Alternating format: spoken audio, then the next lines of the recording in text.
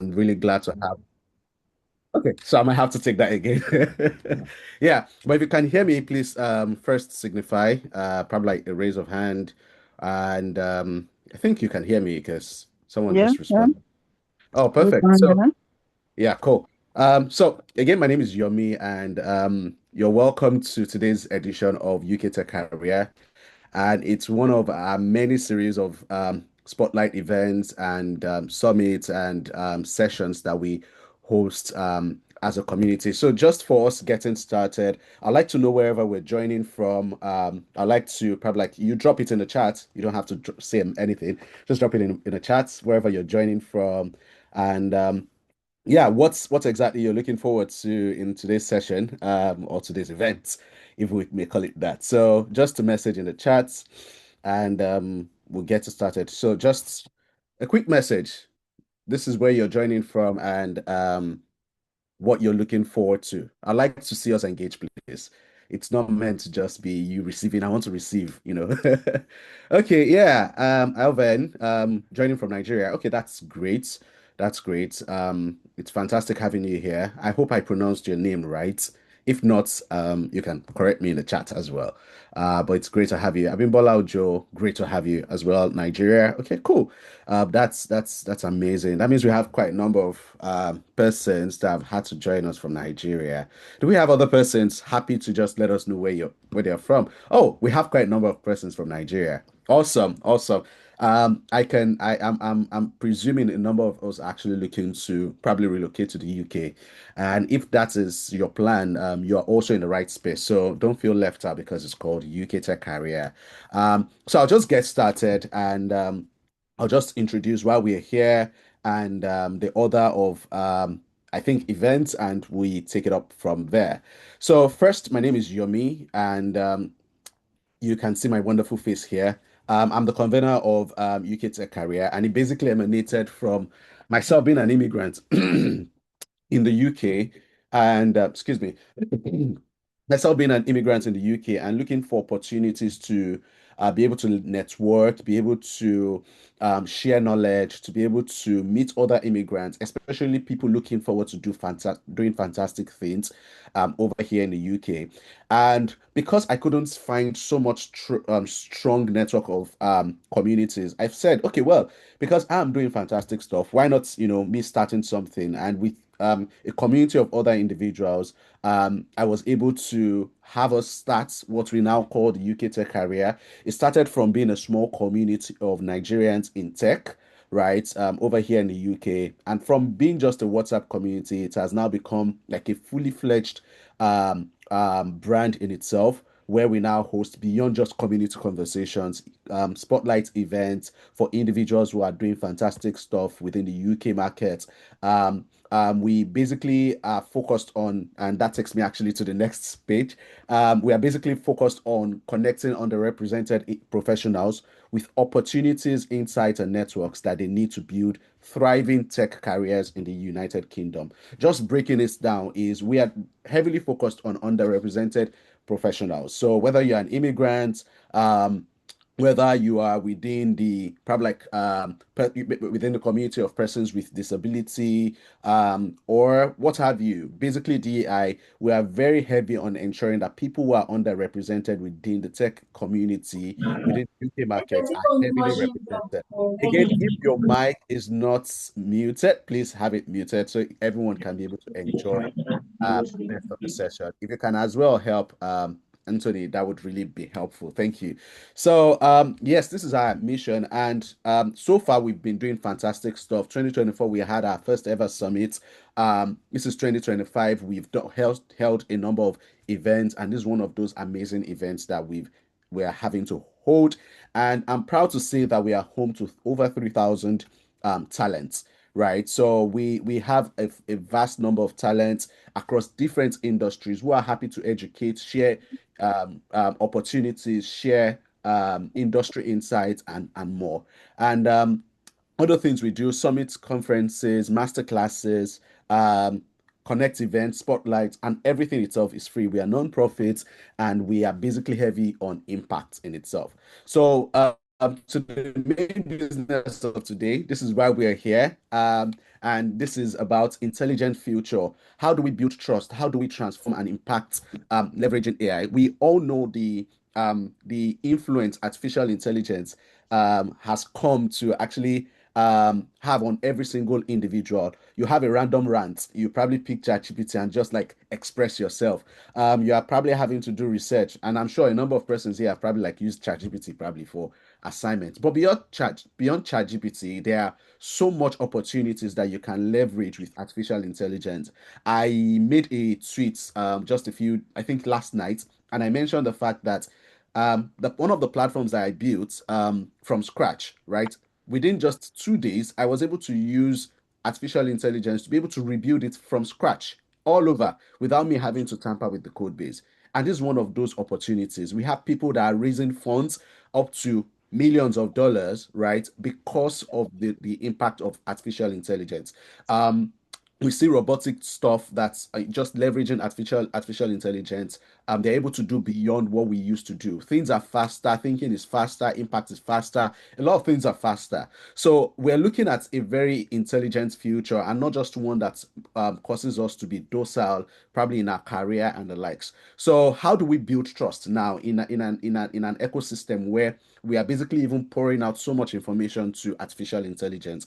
How do we impact? How do we transform our society? How do we make lasting impact for generations to come? And we do not even destroy the entire ecosystem. So we have a massive lineup of speakers who are ready to share their knowledge, share insights.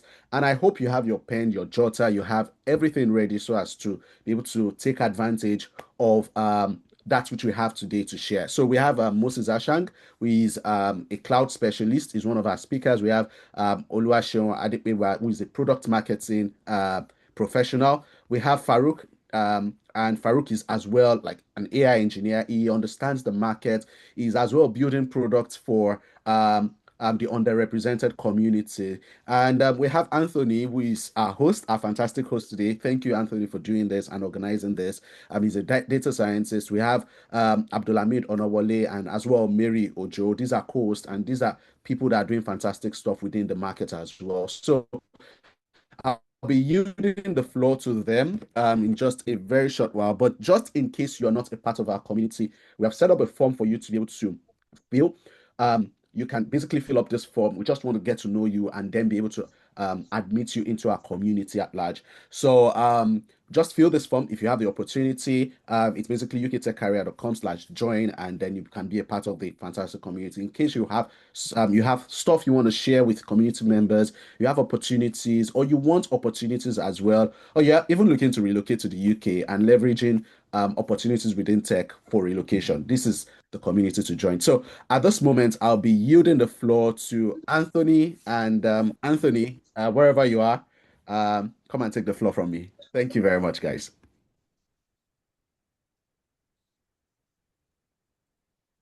Anthony, Yeah, I yes. can see you now. Sorry, there was the technical glitch. Thank you so much for that introduction, Mr. Yomi. That is our convener, and we're very, very glad to have you. And thank you for gathering us together and giving us this very wonderful opportunity. Hello, everyone. My name is Anthony, and I'm your host for today. And we have a lineup of seasoned speakers, professionals in the data and AI industry. One of them that will be speaking to you today is Mr. Farouk Adams, and he's an AI engineer and STEM UK ambassador. He has done a lot of things in the UK. So I would like to give the floor over to Mr. Farouk Adams, who will be our first speaker for the day. Thank you, Anthony.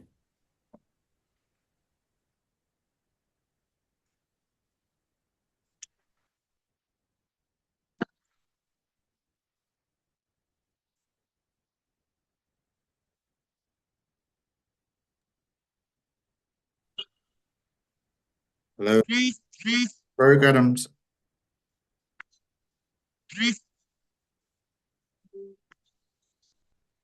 Anthony, you need to give me access to video so I can enable my video. Okay, sorry. The access is open. Yes.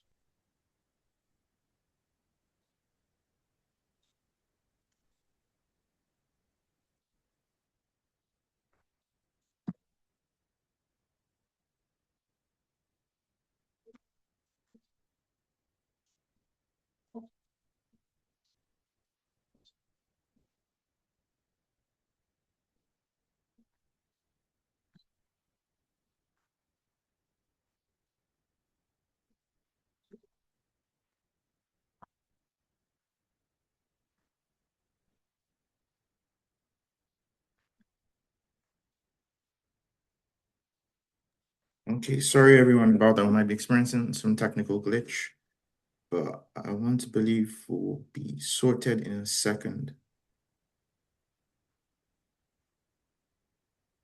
Mr. Adams, are you okay to start? Yes, I am. So I'm unable to join on with the video, but I'll just go ahead to start. Good morning, everyone. Let me ask you a question. How many of you have a parent, grandparent, or elderly loved ones who live alone? Maybe it's your father, still independent in their own home, or your grandmom who insists she does not need help, even though you worry about her every single day. Here, what keeps family up at night? What if they fall and can't get up? What if they forget their medication? What if they need help and no one is there to help? My name is Farouk Adams. I am an AI engineer, as Anthony earlier stated. I believe technology should serve humanity, especially the people who need them the most. And today I'll be talking about artificial intelligence, not the scary job stealing kind you read about on the newspaper, but AI that cares, AI that protects, and AI that empowers, transforming life for older adults.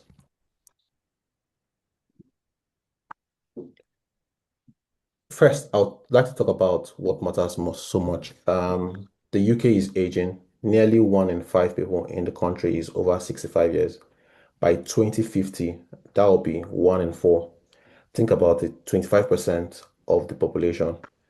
And here is what many older people face every single day: isolation, loneliness. There are elderly people right now who haven't spoken to any human being today or in days. Health problems no one catches in time, a missed medication, a fall in the middle of the night with no one around to hear, and loss of independency, the thing that breaks the spirit more than anything else. Having to rely on other people for everything, losing dignity of managing your own health. Like traditional care, it's expensive, it's reactive. We wait for something bad to happen before we scramble for help. And AI opportunities. So, what if we flip the script? What if instead of reaching out to crisis, we could prevent them? What if we could let people age with dignity in their own homes and on their own terms?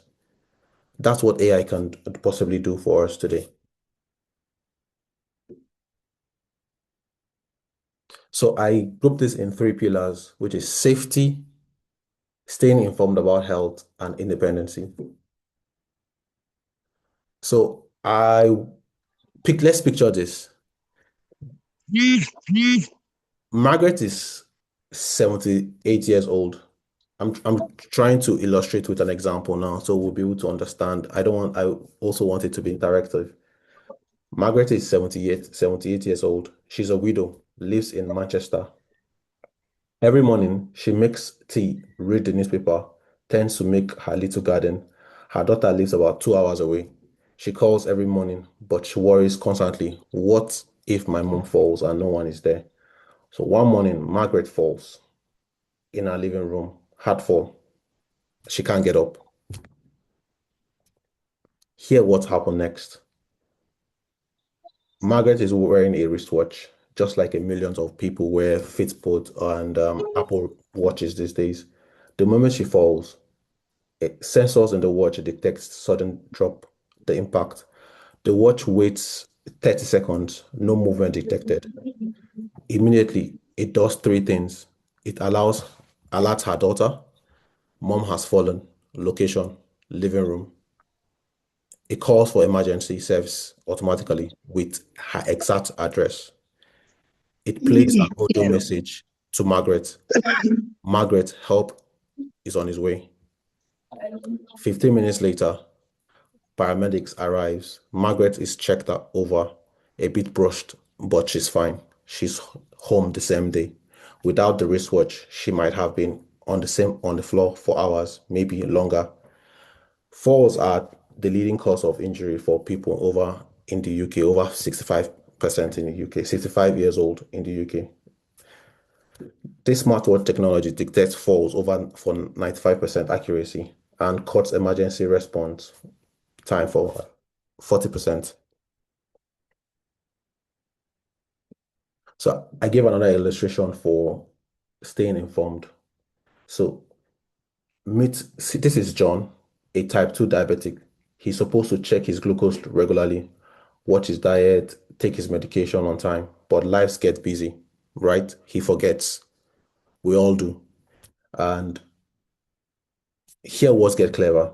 John wears a smartwatch that does not check tracks his glucose.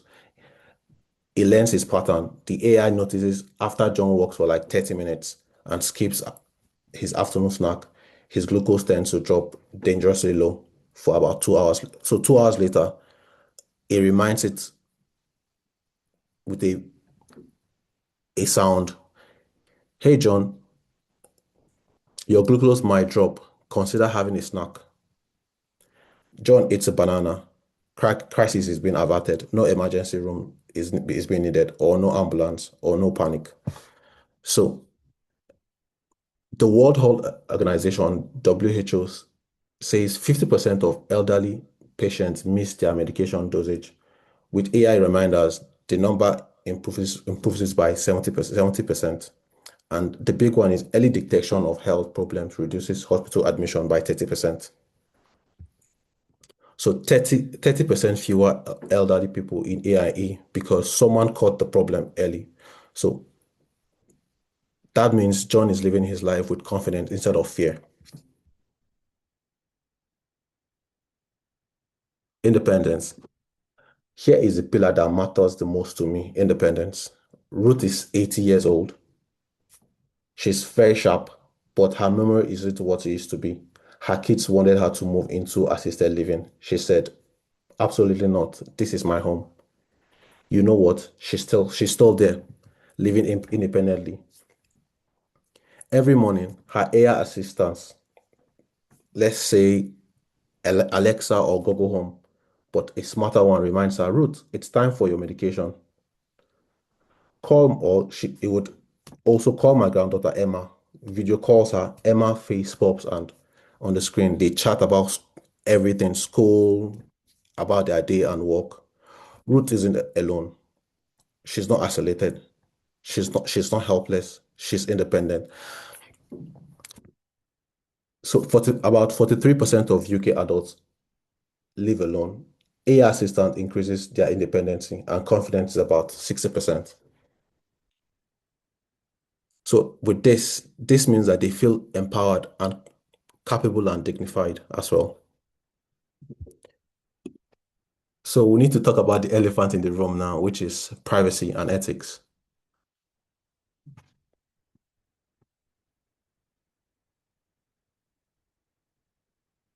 Whenever we talk about AI and monitoring, people get nervous, and I do at times. Is AI watching me all the time? No. Most this system process data right on your device. It's called edge computing. The data never leaves your watch or your home. You are in control. You decide what you get monitored and when. I'm not tech savvy. I can't use this. You don't need this. You don't need to be. You can talk to it like you're talking to a person. No complicated buttons, and your family can help you as well to set it up. And the big question is, will AI replace human careers? No, never. AI does not replace human touch, it enhances it.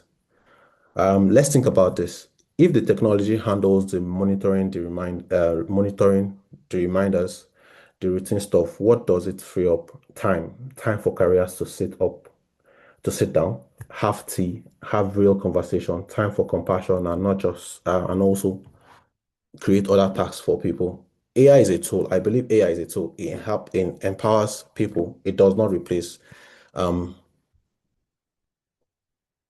it can't replace jobs, so to say. So, in the final note, AI for AI is AI for dignity, safety, and independence. AI isn't about replacing human careers or human. It's about isn't about replacing human care. It's about empowering older adults to live with dignity and independence. So thank you all.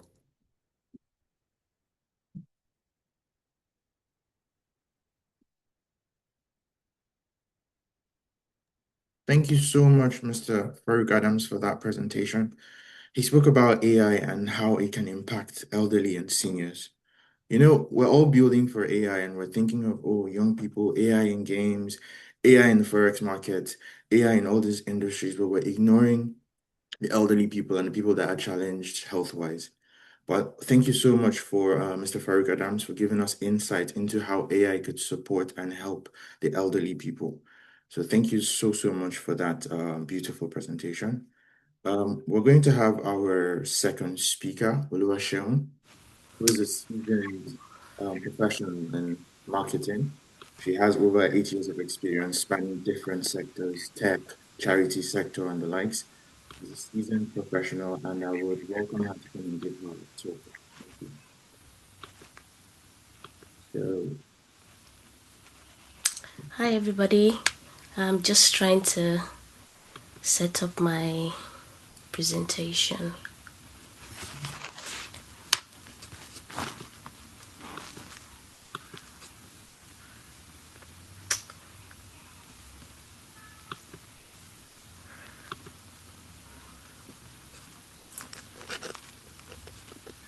I don't know if you can see my screen. yes, we can. Okay.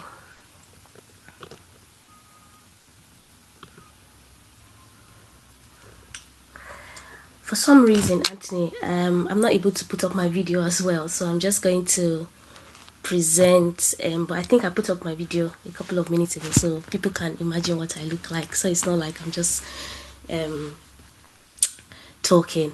Anyways, hi everybody. Hi again. My name is Sheung, and I'll be speaking on something that we probably will be able to, relate to on a closer level, and it's basically in marketing. Now, I know some people on the call might say, oh, I'm not a marketer or I'm not in the marketing field, but whether you like it or not, in every areas of life, you are doing some sort of marketing. And it's very important, especially for people who, they want to maybe, for instance, move to the UK and, upskill, and just being very familiar with what is going on in the space now and helping you upskill, helping you to sort of like identify some of the skills that you need to brush up on, while you position yourself as that global professional. So today I'm going to be talking on something around how AI is rewriting the marketing playbook.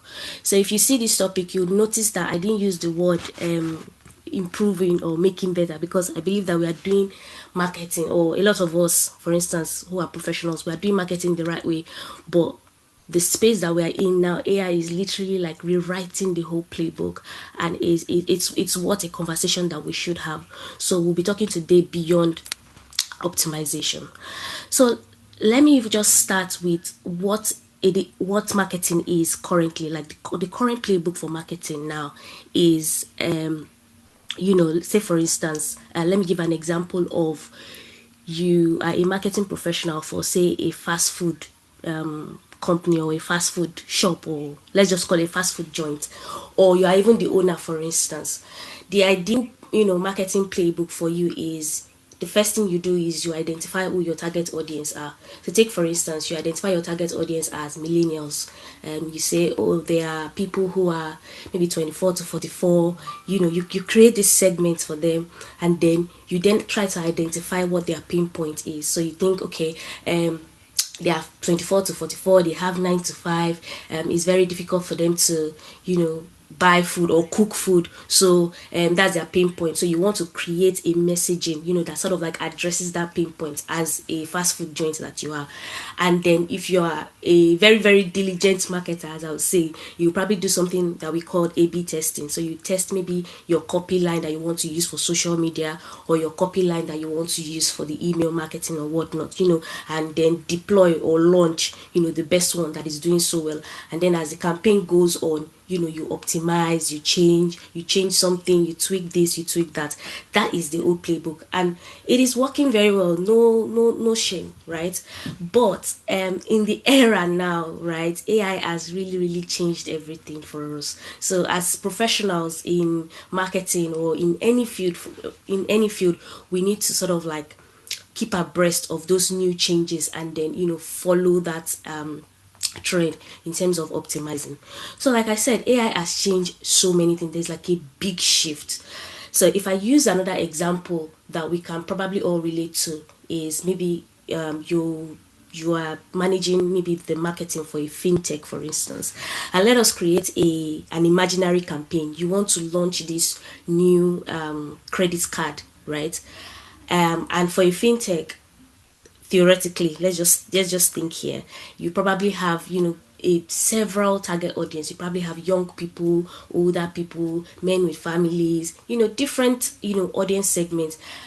In the old way for marketing, what you would do is you identify all these segments. Say we take, for instance, we have 5 different segments, right?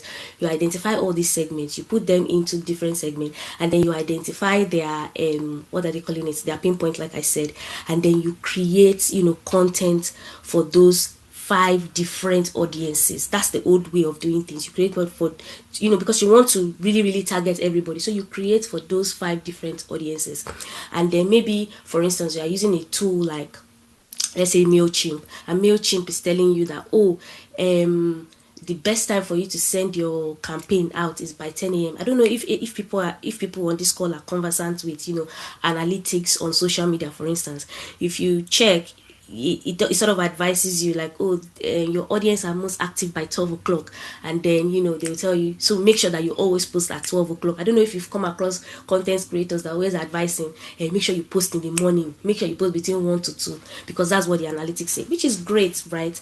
But AI has sort of like changed things from what is even humanly possible, right? That was the old way of doing things. Yes, you will get results, you get the conversion, you get your open click through rate, or whatever it is that your objective is, but AI has really changed things. Now we have tools like Percedo or Braze that, instead of creating 5 different email marketing content for 5 different segments, you can create like 1,000 variations. So coming back to our campaign, say for instance, I'm a marketing professional for this fintech, and I'm trying to do an email marketing campaign, and I want to send it out. Now I can use tools like Percedo to basically create emails targeting each one of the people on my emailing list. Now your emailing list could range to 1,000, 2,000, or even 10,000. These tools can basically like create content for those people individually, and that is just insane when you think about it, right? Because before, what we used to get is you get emails. Yes, they will address you by name, I Oluwaseun, but when you read that email, it's still not connecting, because they're still not talking to you, because they've grouped you in a segment. But now AI has made it possible for them to be able to address you exactly, who you are, Oluwaseun, you, right? They will create that content for you. And then not just that, AI has made it possible in such a way that they will send the content to you when you are likely to open your emails, right? So some people open their email maybe in the morning, in the afternoon, and then if you use the old way or the old marketing playbook, to tell you, send the email out to everybody by 10. But AI has made it possible that it will send the email out to people individually based on when they would actually open their email. So Sheun will get her email by 6 a.m. because that's when she would usually get her email. Lola will get her own email maybe by 10 p.m. because that's when. So that's the amount of personalization that AI is able to help us do. So the next base is we now need to understand, now that AI has changed this playbook, there are some key fundamental shift that I want us to leave this meeting today and always remember these 3 fundamental shifts. So when you are thinking of what skill do I need to improve upon, think of these 3 key areas in terms of tools, and sort of build capacity in those areas. The first one in terms of AI shift is AI has moved us from creation to co-creation. The second thing is AI has moved us from doing stuff in segments to individualizing to individuals, right? And then the third shift is AI has moved us from being reactive, to being predictive. So before we would always react to what customers say, but now we can already predict that, okay, John is going to have a problem in this area. We should probably send him an email on how to maybe onboard, or oh, Lola is going to have a problem in this area. We should probably send her an SMS on how to onboard. Those kind of, so we have moved from reacting to predicting. So those are the three key areas that we need to put at the back of our mind when we are thinking of upskilling, when we are thinking of the skills that we need to build, so that in today's world you are ready for anything. So I'm just going to drill down on one of those three shifts. And the first one is AI has moved us, from creating, right, to curators. So in the old marketing playbook, let me just go back to the campaign I was talking about, the fintech campaign. If you're a marketer, what you would do is you will sit down, you will spend hours, maybe even days, right, drafting content for your segment, maybe 5 different blog posts. You will spend hours doing that. But with AI, you are able to do so many drafts in literal minutes, right? And that is where it has to. So we are no longer creating, we are now co-creating with AI. We are partnering with AI, to do things on a different level entirely. And it doesn't just stop that. So a lot of people, they fall into the pitfall of just using AI, just put your prompts and you leave it. No, you need to understand your role. And that's why people have this notion that, oh, AI is coming to take my job. AI is not coming to take your job. The new gap now is there will be need for curators. There will no longer be need for people who can, write copy, because we have a lot of tools that can do that. There's copy AI, who can do that, right? So there will be need for people who can actually curate, right? People who can write prompts.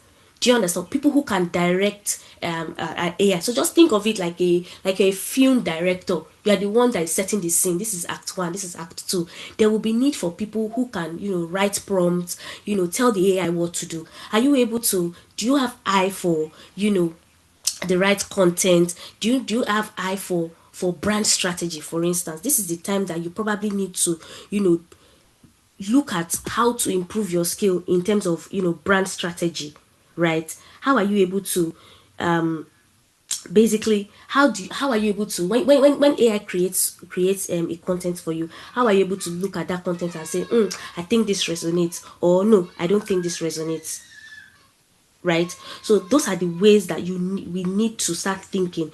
We need to be very, very strategic in our thinking. We need to build, in terms of human search. Can you spot what feels on brand, right? If you are using all of these AI tools that I just mentioned, you would need to be able to identify your brand strategy. You would be able to tell the AI, okay, I want you to sound engaging, I want you to sound formal or informal. There's a very popular prompt I use when I'm crafting content. I used to use no slangs. You can tell AI what to do, you can tell AI what not to do, basically. So there are tools like Jasper, Copy AI, etc. that are already creating content. Now there will be a really big need in terms of people who can curate content. So those are the areas that we need to start looking at as professionals, whether even you are a marketer or you're a developer or whatnot. AI can do all of these things that you think that you can do, right? It's time for us to start thinking of, okay, what are the other skills that are going to be available, instead of panicking and saying, oh, AI is going to come and take our jobs. The next bit I want to touch on is in terms of segments. I think I've talked a little bit on this, right? I already mentioned how AI is going to sort of like customize things for you and you alone, right?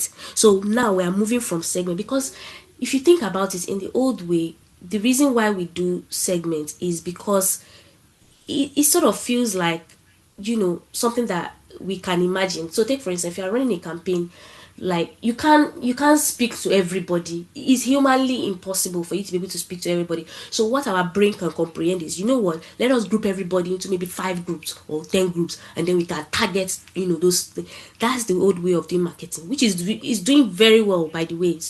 But it's not going to give you those results that people are achieving now, right? So if you are going to be looking into the future of work, right, you need to start looking for how can I use tools, right, to be able to personalize experiences for people. So those are the tools that we need to start looking at, because if we go back to this campaign that I'm talking about, for the fintech, now you can create personalized content for your audience, right? Not just about hi, their name, first name basis or anything. You can create value based on their actual behavior, their needs, their pattern. Like AI can even analyze their transaction history, their browsing behavior, what time they typically engage, even their emotional drivers. Are they motivated by rewards? Do they respond to urgency of information, etc, etc. Even as business owners, right? This one is now, you don't need a large group of marketers to be able to, just yourself, you can build tools, that would be able to do everything for you. Tools like HubSpots are there. As a solo entrepreneur, you'll be able to deliver experiences that feels like you. Do you get? And you're able to like cascade as you go along. So we need to start thinking in those areas in terms of building capacity on personalization, to be able to personalize content for everybody, because actually everybody these days, they want to feel like you are speaking to them, right? They don't want to feel like you are just grouping them. Everybody wants to feel seen. Everybody wants to feel like they see them or the brand sees them. So the key place now is trying to make sure that you are building skills towards personalization. And I think the last bit of this conversation is where AI is moving to, or the new playbook for marketing is predictive, right? Before, what we normally do is, a customer will complain, let's say we launch a campaign, we launch our credit card campaign, customer will come back and complain, and then we respond, we do that again. We are always looking backward, right? But AI has completely flipped this, right? It's allowing us to sort of I won't even use optimize now. It's allowing us to change things in different way. So take for instance, if you're running a campaign now, let's say you launch a campaign, this credit card campaign that we talked about. In the first hour, the system already notices maybe like a particular messaging is doing very well, right? It says, oh, maybe cashback is doing very well. Okay, that's very good. It then multiplies that message, right? It then shifts that all the messaging that you have towards cashback, because it feels like cashback is doing, and nobody has to go to the system to change anything or do anything. There's no human interference needed, right? If for instance maybe you send an email out to customers and maybe the customer doesn't open the email, I don't know if anybody has gotten those kind of things where you get an email but maybe you hover too long and you didn't open it. Next thing, you get an SMS that is reminding you. Do you get? It's AI that is able to trigger those follow-up messaging to just tell you, do you need help? Apply in 60 seconds. I don't know if everybody has applied to credit card. So those things are triggers. It's reading your behavior.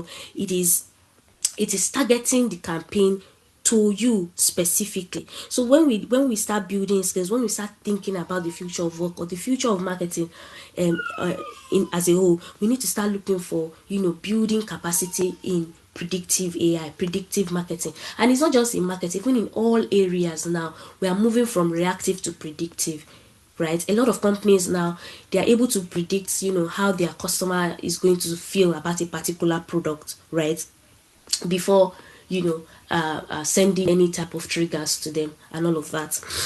So, the next bit that I'm going to now touch on is just for us to have a conversation. Yes, AI is good.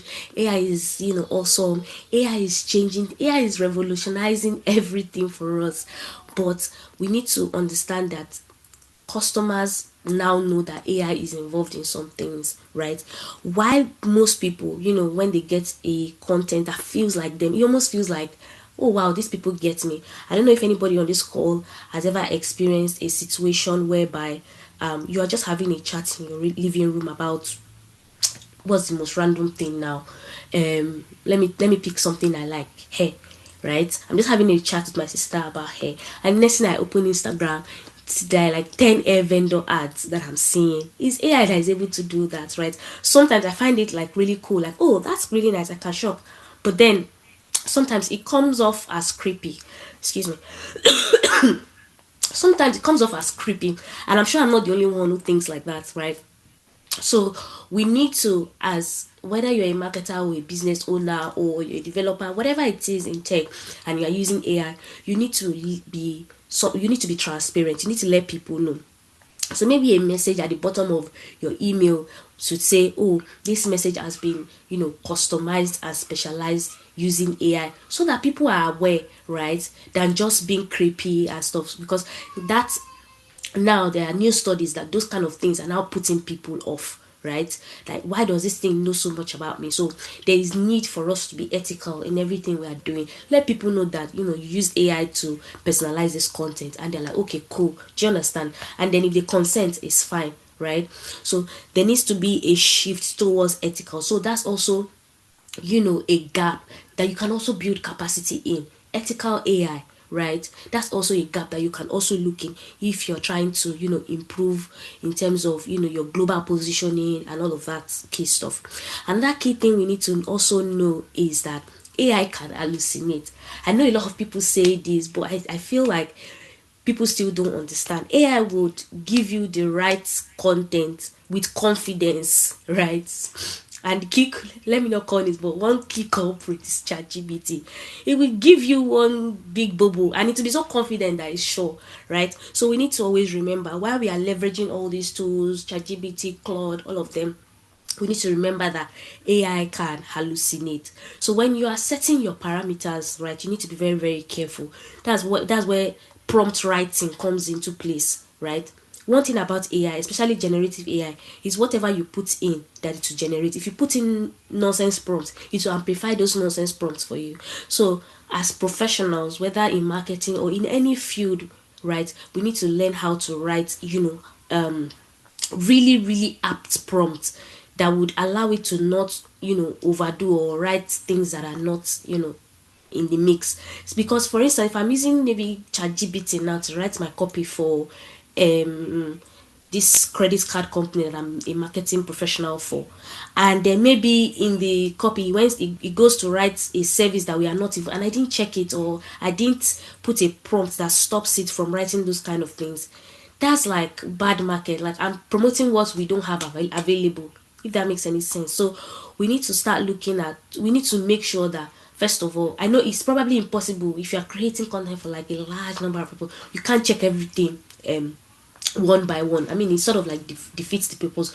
but you can set like prompts that sort of like curtails this AI, what it can write, what it can't write, stuff like that, to be able to ensure that you get the most results from the use of these tools. Excuse me. Sorry guys, I don't know, I think I've caught a cold. So the next bit is in terms of personalization over privacy. Like I said, there are so many tools right now. I had a meeting a couple of weeks back with these guys. I can't remember that. Is it Brandwatch now? Yes, Brandwatch. And they were talking about how they can help, or how they can help the company I work for, manage sentiment in terms of, okay, we can monitor what people are saying about you guys, monitor sentiment if anything is going off. And I raised a key question. I asked them, I said, this data that you guys are pulling, please, where are you pulling it from? Hope people are not sneaking into people's private DMs and getting all of this content and all of those key things, right? So it's very, very important that as we are personalizing content for people, we should also be able to respect people's privacy. I know there's been a lot of talk about AI, and people are talking about, being very careful, what you upload on generative AIs like ChatGPT, Claude, etc., because all of this content that we are putting in there is going somewhere. Excuse me, is going somewhere. So when it comes to privacy, we need to think about those things. Like, those contents that we are putting, are they like really, really private stuff, private trading secrets? We just need to be very, very careful when it comes to those areas. And I think the last bit I'm going to touch on, when it comes to AI, is human beings. Like, every one of us, as much as AI is taking over the world, we all still crave human connection. I don't know if banks in Nigeria, excuse me, hey God. Okay, so I don't know if banks in Nigeria have started using it, but there's this trend in UK now. Like, if you call a bank customer care, for instance, the first person that's going to answer you is AI.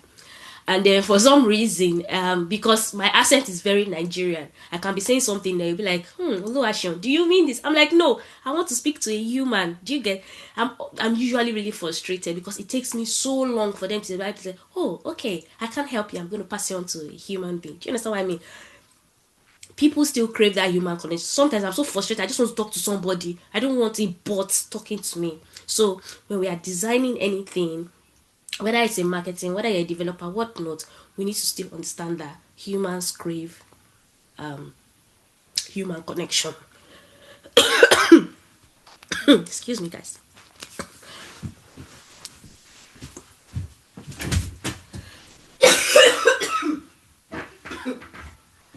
Sorry, Oluwaseun. Well, sorry, it's very, very cold. For those that don't know, it's very, very cold in the UK. Sorry? I said it's very cold in the UK for It those is, and I think I've caught a bug because, like, my voice is just, I don't know what it is. that. So I hope I'm not ruining the flow with my No. constant talk. Sorry about that. Everybody, we're very, very sorry. You can see the extent to which she's going. She's not even feeling fine, but she's still giving this talk. So we really appreciate it. Thank you for your time. Thank you, Anthony. So, like I was saying, whatever it is that you are building, whether you are leveraging AI tools, please always remember that human beings still crave, that human connection. So, I think all of this has just brought me to you. What's now going to be your move after this meeting? What are you going to take out of this? The first thing is the fact that you've heard today about how AI is changing things is not the best thing to say, oh, I want to go and subscribe to Claude now. Or more, I need to get Claude, I need to get Salesforce. No. First of all, you need to start with what your customer problem is. So if you're in marketing, if you're a developer, in fact, there's a developer tool now called Lovable, I think, that can literally create your app from scratch. I'm still experimenting, so I can't say too much about it, right? But I think it's amazing. So, like, before you get any tool, start with what your problem is. What is your pain point? What is really, really burning you?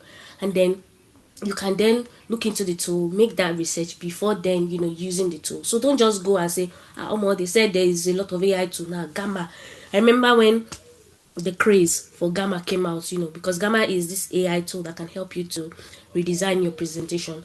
And I, for one, because of the job I do a lot of presentations, like a lot of presentations. I was like, come on, I need to get this Gamma, right? But before, I used to use Canva. In fact, this presentation was made on Canva, and I love Canva, right? But the hype, so I fell into this thing too. I went to get Gamma, and I was like, it's not really for me, right? I should have just looked at it like, but you have a tool that you are using. You don't really have a problem. Yeah, you do a lot of presentations, but you already have a tool that is working for you, right? So we need to be careful that whatever tool that we are, adopting or trying out, let it start from, the problem you're having or the problem your customers are having. How is it going to help you make things better? How is it going to make things faster? How is it going to make your results faster? Is it going to help your revenue? If it's not going to help your revenue, then there's no point paying for a new tool or whatnot. So those are the key things that you need to have a conversation about, yourself before you go out to subscribe to a tool. So the next thing is you test one thing, you learn and you scale. So it's just basically, you don't need to go out and get all the tools. Just get one, try it, test it. All the tools I've mentioned here, they are from, okay, I've tried this one. Okay, I've tested it. I think I know how to use it. Then I scale to another one. Like that. Instead of just going out and just getting all the tools. And then the other bit, which I think is very important, is we need to build our AI literacy. And it's so amazing because you don't need to code, right? I know, and this is not to even bring down anybody who is I think people who code, they are just superhumans, right? I don't think I could ever do what you do. But there is also a need for you to be able to build that AI literacy, right? How to write prompts, right? People are creating their own GPTs, right? People are creating their own virtual assistants. You need to build capacity in those areas, right? To be able to use AI to free up time, for you to be able to connect with human beings. So I put it to you that AI is not optimizing marketing at all. It's not making things better. It's just changing whatever it thinks that, whatever we think that is possible, right? It's changing the playbook, totally, right? And the people who are going to win, yeah, are the people who understand their customers better. And when I use the word customers, I'm not just talking about people in marketing. Whatever field you are still selling to people. You are still, maybe not directly or indirectly, you are creating, content, you are creating products for customers. So at everything, whatever code you are writing, whatever thing you are doing, always make sure that you understand your customers and you help create more value to build that deeper trust, as a professional. So now that the playbook is being rewritten by AI, what is going to be your role? Are you going to help rewrite it, or are you going to sit on the sideline and keep crying AI is coming to take our jobs? So that's the question I have for you today, and I want you to think through it. And I think that brings me to the end of my conversation today, guys. Thank you so much. Thank you so much for that wonderful presentation, Oluwaseun. I don't know if there are any marketers in the house, but please can you all just give her a round of applause, because you can see how she was coughing. It's not easy, and she was just going through. She made sure she gave us the presentation. Thank you so much. That was a beautiful presentation. I myself, I'm always scared that yeah, it's not going to my job and just take me and make me useless. But you really pointed out how AI is a tool. It's not coming for us. It's a tool. We need to understand how to use it and use it to our advantage instead of being scared of it. So thank you so much. That was such a beautiful presentation. Thank you. See, everybody's sending you lots of love and claps. Yay, thank you so much, guys. I hope the next one I feel way better. I'm usually more lively than this. You can ask the gang. I'm very happy. Yeah, thank you very, very much. So guys, we will be moving to have a very, very quick short break. And in that break, it's not just a break to just go and relax. In this break, there will be this is the juiciest part of this event. There's going to be prizes as well. So I will be handing over to Mary to take over the next section as we enter into our break. So I don't know if Mary is on the call and if she can hear me. Oh, yes, I can hear you, Anthony. Hi, everyone. Hello. Sorry. Oh, yes. Hello. Yes. Hi. All right, then. So good to have you all here today, and we are going to be having our short break. And during this break, you can win something, like something really amazing. So I hope you're all ready. But then before we go into that, we're first going to, I first want you all to try to invite your friends try to invite your friends in before we start this break, because the more friends you invite, the higher chance you have of also winning something. So all right. So the previous speakers have spoken, and I'm sure that everybody learned something. And if you have any questions, now is the time. Please drop it. We're first going to try to take some questions and answer them before we go into what we have for you, which is a quiz. It's going to be like a general quiz on AI, just general knowledge, things you should know, not it's not going to be too hard. Well, maybe you might see some, minor hard questions, but I'm sure that eventually there'll be a winner. So I'd like it if everyone can right now just go online, just copy the link to I'm going to send the link here so that you can share it with your friends and they can also join this call, because the more people you invite, the higher your chances of also winning this. But if you have any questions while this is, I'm just going to wait, and if anybody has any questions, please do well to drop it in the chat or raise your hand. Okay, I see someone's hand raised up. Okay, Amit, you can go on. You have a question. Okay, thank you, Mary, for that. Mine isn't really a question, it's more of a commentary, because I was really impressed by Sheun's presentation. Because my idea with AI is that it's usually focused on the technical side, or maybe at most in maybe copywriting. We're seeing it applied in a very niche perspective, like in marketing and how you can. And she mentioned a lot of ethics side as well, which like really caught my attention. And it started making me think of many other niche aspects whereby we've kind of turned a blind eye to, whereby AI could be applied. And I'm guessing there are a lot of people that are also here from other things. And a few years back, I ran a fish farm, and it's just making me think now that how can I apply AI to it? How can I almost run the fish farm without anybody being there? You know, and I'm having this idea of like having like computer vision cameras that monitor things, that monitor the pollution of the water and automatically drain the pond of polluted water and fill it. I'm having ideas, and I think this is a platform to also connect to people. And I'm thinking of other people that have similar ideas or niches as well that they could share with us. And hopefully maybe we could even connect with other people and collaborate. And who knows, maybe we'll be able to raise funds of $100 million. So maybe Right. one question as well. Sheon, how did you find yourself using AI? Like, was it something like you went out there to get it, or you got informed with a friend? How did this idea come? Because I think your presentation has really inspired a lot of people like myself too. So one thing about me is as a professional, I always have it at the back of my mind to keep abreast of something new. While I might not be in a maybe tech in I won't call it tech now, or maybe a traditional tech role, because I'm doing marketing, I always make sure that I know what's going on, in the world at large. So you can attest that the world of AI, when it started, with ChatGPT, it started like a joke. Because I remember when ChatGPT was like free for all, right? So one thing about me is I always test, I always try. Okay, what are they saying now? What are they saying is there now? And I always keep myself abreast with communities like UK Tech Careers.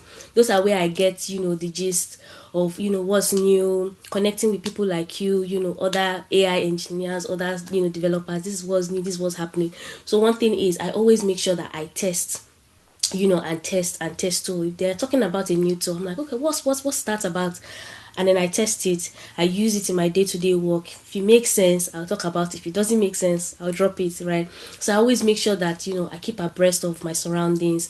I test and test, use stuff, give feedback, whether it's working, whether it's not working. So I think the idea is you don't need to be able to do everything, but just keep abreast of situation. Join communities like this, for instance, where you will be able to add to your knowledge. You might think that you know so much, but apparently there's so much out there that you don't know. So join communities like this. If you can, no, it's not for everybody. If you can, go to community events, subscribe to community, what are they calling it, emails or newsletters. You get things, you get new stuff. So I think those are the ways that I've been able to, like, test stuff. If I see something is working, I bring it to my guys at the office. Guys, let's try this tool, or let's see how it works and stuff like that. So that's basically how I came across all those tools that I've been using. And if there's anybody on this call that is a marketer, you need some of those stack, I'm always happy to share after this call those stack with you, so that you can also try it as well. And I hope that it works for you. Thank you, Sheon. Yeah, I would be really interested in your stack. So maybe we'll link up after the meeting.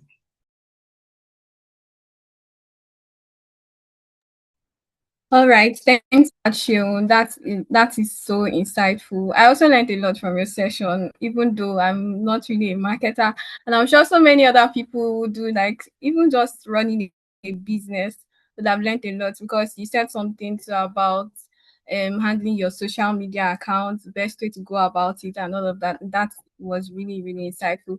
If anybody has any other questions, raise your hand now, or just drop your questions in the chat. We are waiting we would like to answer all your questions. And I hope everyone has gone to invite all their friends, because we're about to get into the best part of this whole thing. So go and invite all your friends. I'll just see if anybody has any more questions, then we would okay. So Abimbola Ojo has a question here. She says that how can we use AI to run our social media? This will be for Sheol. So basically, there are a couple of AI tools, and like I said, I would not want to go into details on this call because of our time limit. But there are a couple of AI tools that you can use to run your AI. Before what we would do is so before what we'll do is tools like Hootsuite, for instance, right? You put in your content and then you schedule it to go. But there are now AI tools that's going to create this content for you, going to do everything for you and manage your social media. So what I'll do is, like I said, after this call, for those who are interested, I'll just list a couple of things. So tools for social media marketing, tools for email marketing. I'll just list those stack for you. So there are actually AIs that can do that, but while the AI is going to be doing that work for you, you need to understand what your brand is. So, take for instance, you are managing a brand for a skincare company, right? What is your tone of voice when you guys are writing your content? For instance, some brands, they communicate to their audience in pidgin. Are you a brand like that? Obviously, if you're doing skincare, you obviously should not be communicating with your audience in pidgin, right? But what's the tone of voice? Are you very friendly? Are you very chatty? Do you use pun in your messaging? All of those key things. So before you subscribe to all those AI, you need to itemize as a brand or as a business. How do I want to communicate with my audience? Once you can itemize that, you can then put in those prompts into AI, right? And when it comes to writing prompts too, that's also another area, on its own, writing prompts, because you need to identify your role, give the AI context, give the AI examples, so that when it comes out with results, you know in your mind that yes, this thing knows what it's saying. So yeah, so that's basically it. It's just identifying the tools that you need to be able to use, and then imputing those details about your business, and then AI is going to be able to help you take over from there. I don't know if that answers the question.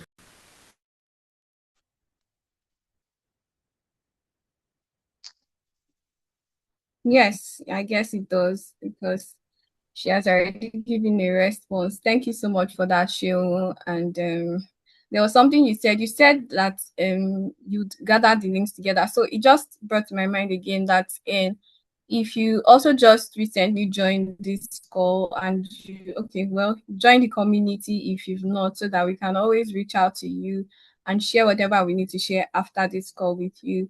So the link has been shared in the chat, so do well to join the community. Yeah. So I hope everybody has invited all their friends, and if you have any more questions, please drop it now for the 2 sessions that we previously had. All right. Okay. Adewale, do you have any questions? No, really. All right. Sorry, Okay, I guess. can I just Okay. add something? Feel free to ask any question around. I just joined. She's a marketing specialist, so feel free to ask any questions. If you have any questions whatsoever in that domain, whether it is that you're planning to move to the UK to, study in that line, or you want to ask any questions about jobs and stuff like that, just basically, you have her now. You had her coffee, she's here. Ask your questions, please. Thanks. Yeah, thank you very much.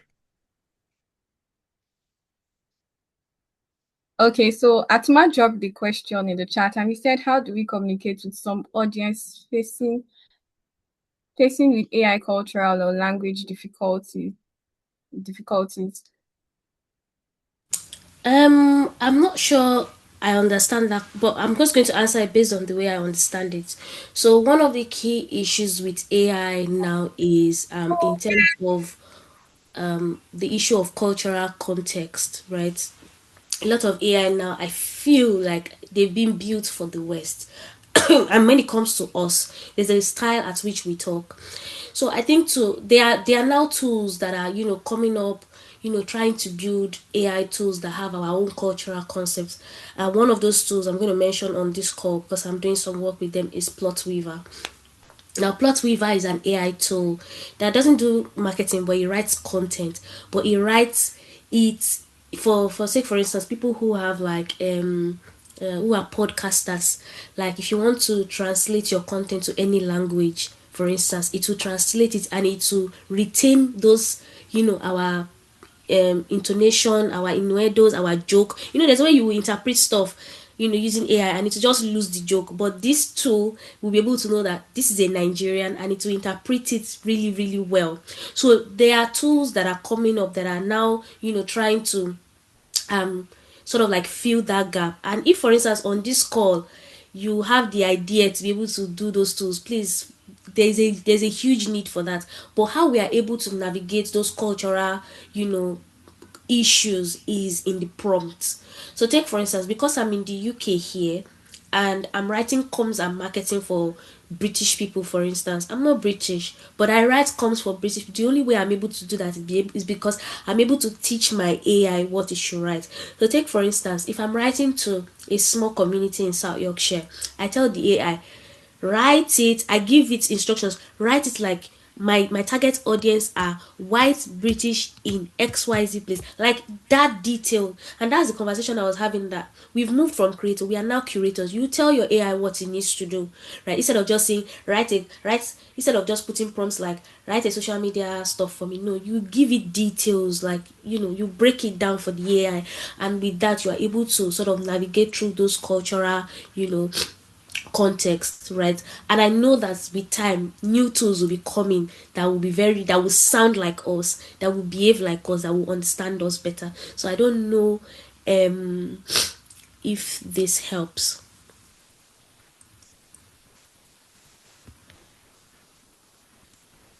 Yes, that was helpful. Thank you so much, Oluwaseun. Now there's another question for you, which is, are these tools are they free to use, or you have to subscribe for it? They are free plan, or They are not free. Most of the really good ones, I mean, chat has some of them will have like a free, what are they calling it, free tier that you can use. But if you want to get, like, what I'm saying, like the juicy bit, you probably need to pay. But that doesn't mean you have to pay for everything. You just need to pick the one that you know that, okay, is going to be the most useful to you, and then you subscribe to it. So some of them are not free. I mean, the ones I use are not free. They are paid for. And I happen to work in a place that the organization also see the need for AI. They see the need for us to be able to do things better. So they subscribe to those tools. So they are not free. However, they are free tiers. But if you want to get the juicy bits, you probably need to drop some money. all right. Thank you for that.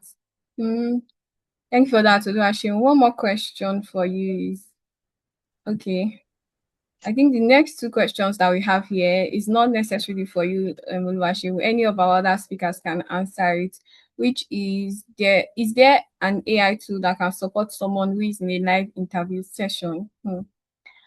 Then the next question that we have is, is there any AI tool that can help teach Nigerian languages?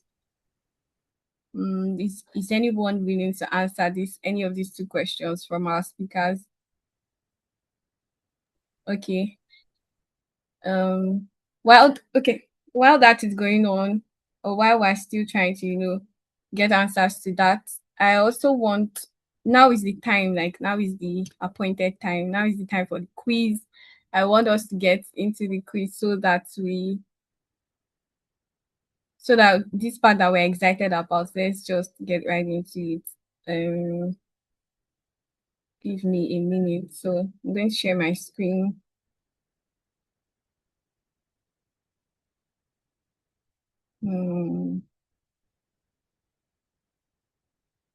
Okay.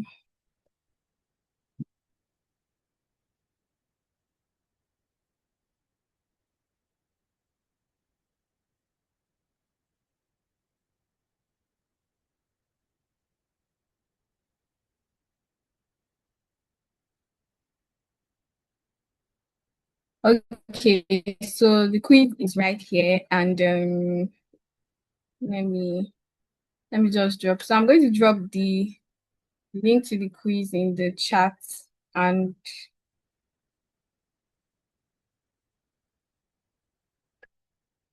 give me a minute, please. Okay. Sorry, while Can I Moses answer or Farouk answer any of the questions? Yes, you have. Can I answer to the question before you go ahead with the quiz? Yes. So All right, yes. there are AI tools that support someone during live interview. For example, we have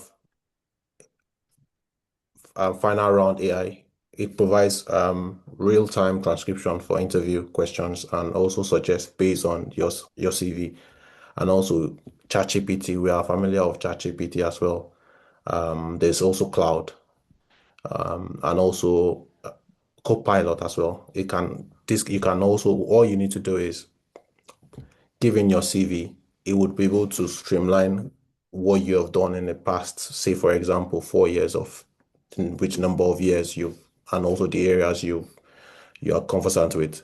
It will be able to give you real life examples of what you've done in the past. Say for example, as a data scientist, if you've analyzed data in a particular career, it will be able to streamline those interview questions for you.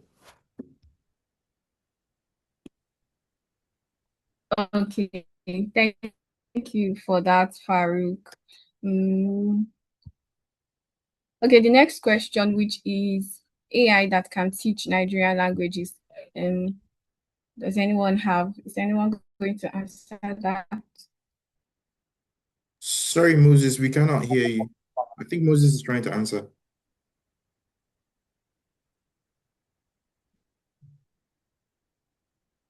Yeah, we can't hear you, Mr. Moses.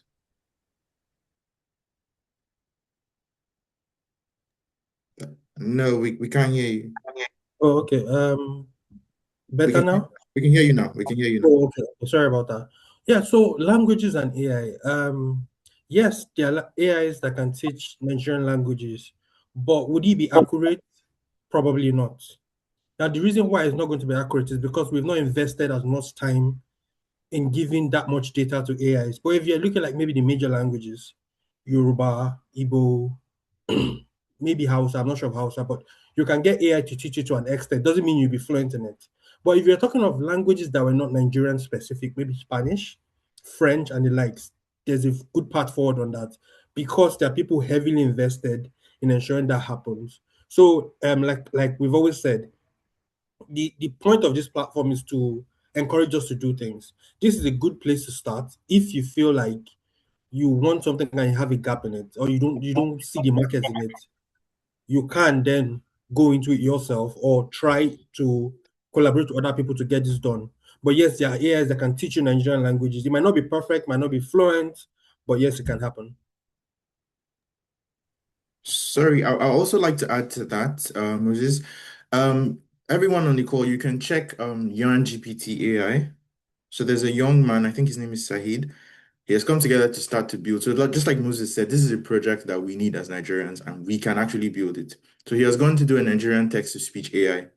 So the AI talks, you know the way Siri talks, that's foreign in AI. The AI talks like a Nigerian, and he's now working on switching into like Nigerian languages, Igbo, Yoruba, Hausa, and stuff like that. So it's as simple as getting enough data around maybe from our movies, our music. You use that to train a model, and so it's very beautiful project. Whoever asked that question, thank you so much for that question. Yeah, I think there's one I know as well, which is called speech, and the truth of the matter, as you mentioned in like in the end, is that we actually need to build these things ourselves. The models are there for training, right? We just need to get that data. There are a lot of YouTube movies, Nigerian movies and languages, and it might take a while because I think what affects a lot of our languages, aside the fact that we're a minority, is that our language is a bit polluted with the English language. Rarely do we find people that are able to speak their native language in one stretch, right? So that's usually part of the complications in extracting and training. But it's that problem itself is an opportunity, right? Creating and building tools that can address that.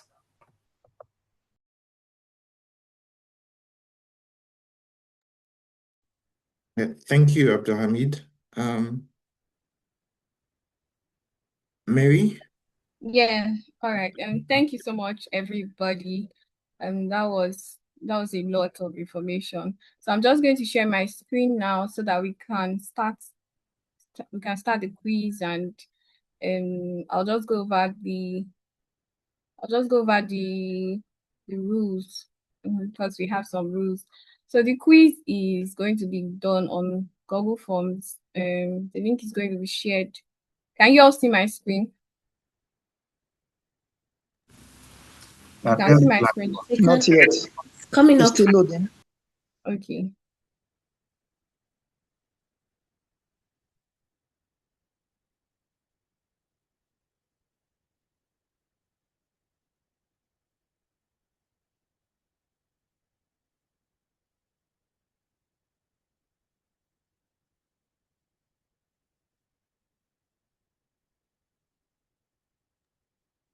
Hello, Mary, are you there?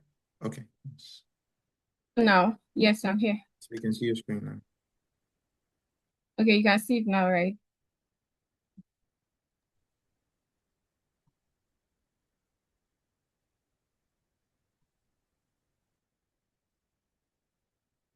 Okay, perfect.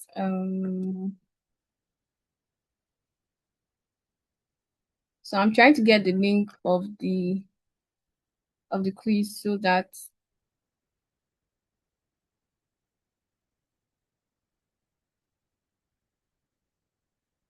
okay, I see what is happening. So that you can join. So I've sent the link to the quiz. So just open that link. It's 2 minutes. It's going to be a 2 minute quiz, and try to answer all the questions. So we're going to check through all the responses, and whoever gets the highest points in the shortest time would be the winner. So try to finish this up within 2 minutes. Then we'll see who the winner is. We'll announce the winners possibly by the end of this call, or would send it to the mails, to our mails after this meeting. So if you want to know who the winner is, just hang around. Yeah. So if you have any difficulty, just drop your questions, like with accessing the quiz. Just drop your questions or your difficulties any difficulties you are facing in the chat. So the 2 minutes are started already, and at the end of this, by the time the 2 minutes is over, we're going to close the form. So please, you can start answering the quiz.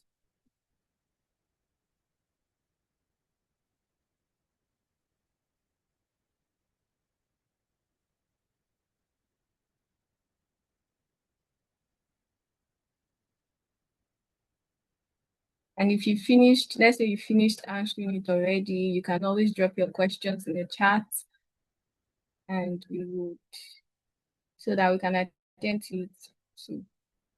Yes, as we wait for that, I have a question to ask. I don't know if there are any students in the chat. I would like to know how you use ChatGPT at the moment if you are in Nigeria. If there's anybody in the chat that's a student that can answer this question while the quiz is going on.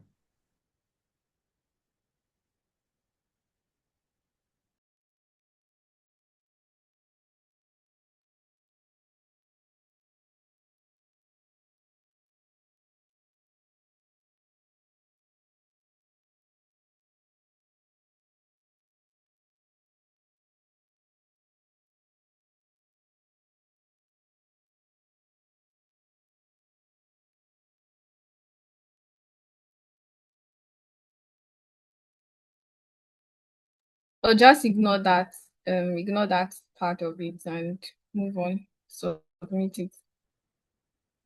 So ignore the submit tracking ID, just ignore it. Sorry, Mary, I wanted to ask if we can participate. I want to win something, me too. You can't participate. You can't.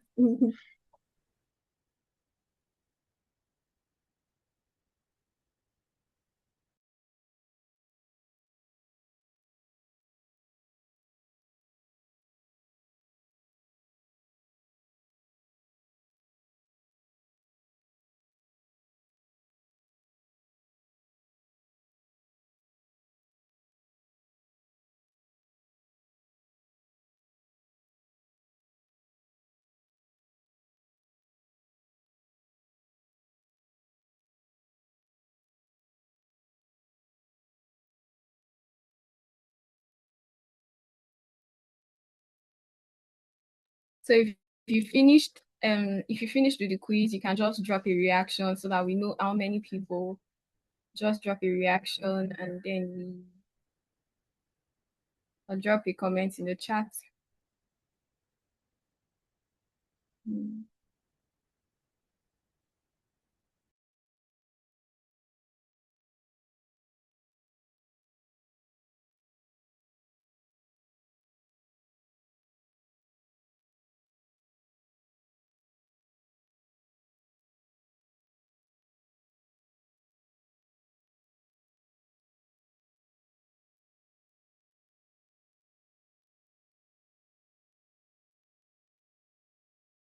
All right, I see that we have some fastest fingers here. Some people have already finished. So please, you can still win. So just keep take your time. Aside will first person, the first person who has the most correct answers is the winner. So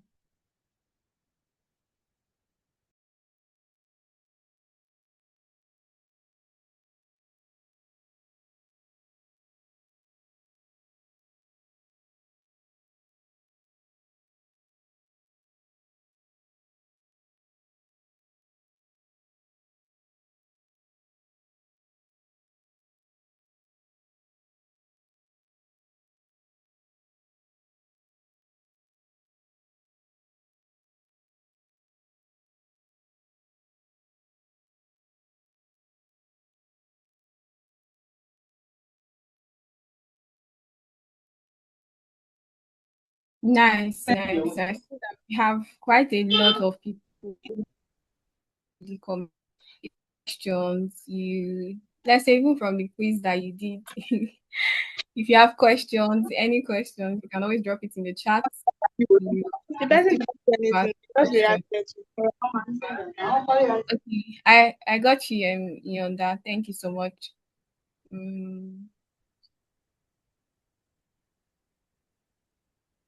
I asked about students. So if you are a student, I think I missed some part of what you said, Anthony, but you cannot go by it again. Yes, I was asking any student to tell us how they are using ChatGPT and how the professors and teachers are taking it. Because I was in school when ChatGPT dropped, and it was a very tricky conversation with lecturers and stuff like that. So I want someone to share his perspective on that. Yeah. Do we have any student here who wants to talk about it? You can just talk about something you observed, let's say your friends did or your professor said related to using ChatGPT or AI generally. Yeah. Do they mark you down if you use AI? Do they not accept your assignments? Or do they even know that you're using AI if you use AI? Sorry, do you mean now or in the past? Like if you've used AI or if you are using? I mean now, currently. Okay. I think most schools in the UK now are doing AI declaration. So I think everyone is allowed to use as long as you declare what part of your work that you use it for. Okay. Yeah. At first, I mean, when I was in my master's, we were told not to use it. Wow. Yeah, and I had like a couple of debates with a lot of professors that even if I was using it, all of you would know, which I did use it, and they did not know. Wow. Interesting. I Very, think very this is interesting. I would like to know, for those of us that are students in Nigeria, how we are using AI for assignments, if we're using it, if it's adopted. You should tell us. Yes, tell us. We want to hear from you. I think I saw Best Juniors and up. So if you still have something to share, we want to hear from you. Okay, sorry, I'm in a bit noisy place. In the aspect of AI in school, I think some lecturers actually would know if you use AI and if you don't use AI, because when I was about graduating, AI became a thing, and then students were actually using AI. Like for someone like me that is in the field of Earth observation and Earth sciences, there were analyses that I wasn't taught. But with the knowledge of AI, I was able to actually execute one or two analyses that was not taught to me. So I think AI, in one sense, really helped me. But in the terms, in the case of actually generating content for a project, that is where issues will always happen, because sometimes you find that AI will always generate the same the same citations of references, with different contexts. So that was one of the issues we're having with AI then. I hope you've heard me. Yes, we got you. Thank you, Besto Junior. I think I recently saw something about what you said about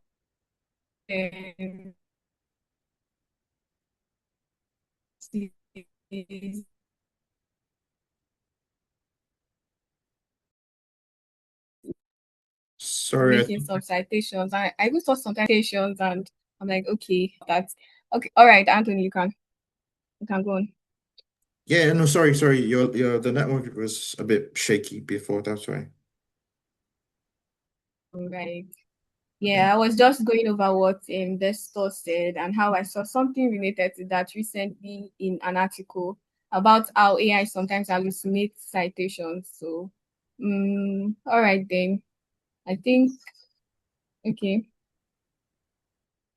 I think you can continue. Everybody has done the quiz, and we'll be closing the form right now. So thank you all for participating.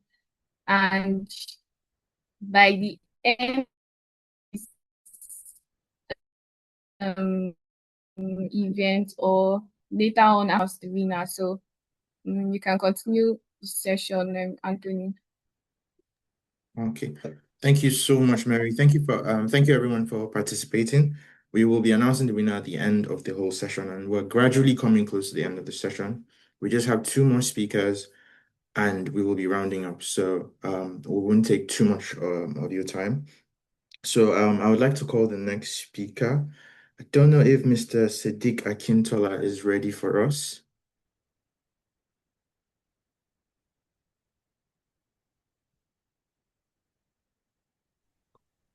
Hello, can you hear me?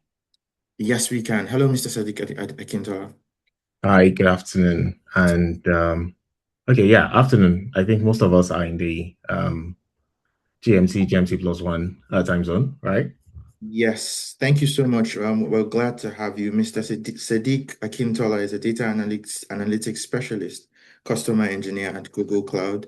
He has worked with, very, very massive companies, and it's an honor for us to have him here. The floor is yours, sir. Okay, thanks. Just give me a second. Let me see if I could. I don't have so much. Actually, I don't have any slides to present. So pardon me for that. I really want us to probably have like an engagement session where if you have questions, please let me know. But 1 second.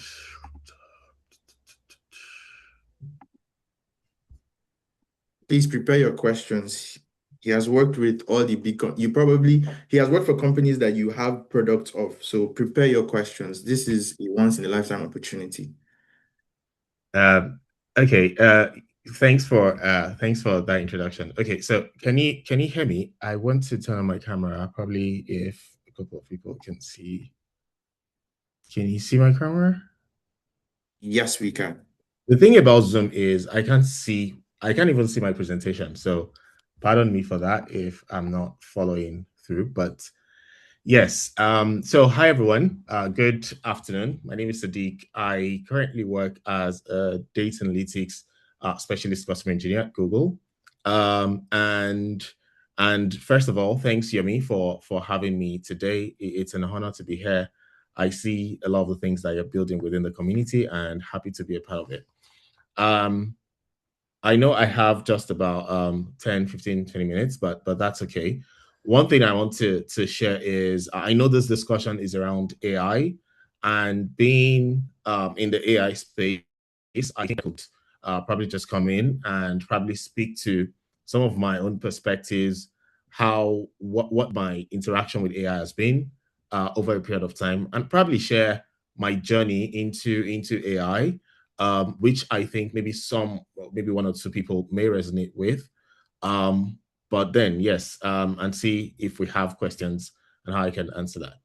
So the first thing I want to mention is currently I work at Google, but before then the journey has been across different geographies. So I have about 15, 16 years of industry experience now, but it started when I was in Nigeria. So I studied computer science. I studied computer science. I have a CS background. So, and I know I usually say this during my sessions just so that people feel like, okay, fine, that's my own journey, but that is not essentially the only way to get into, virtually anybody gets into AI or into tech in so many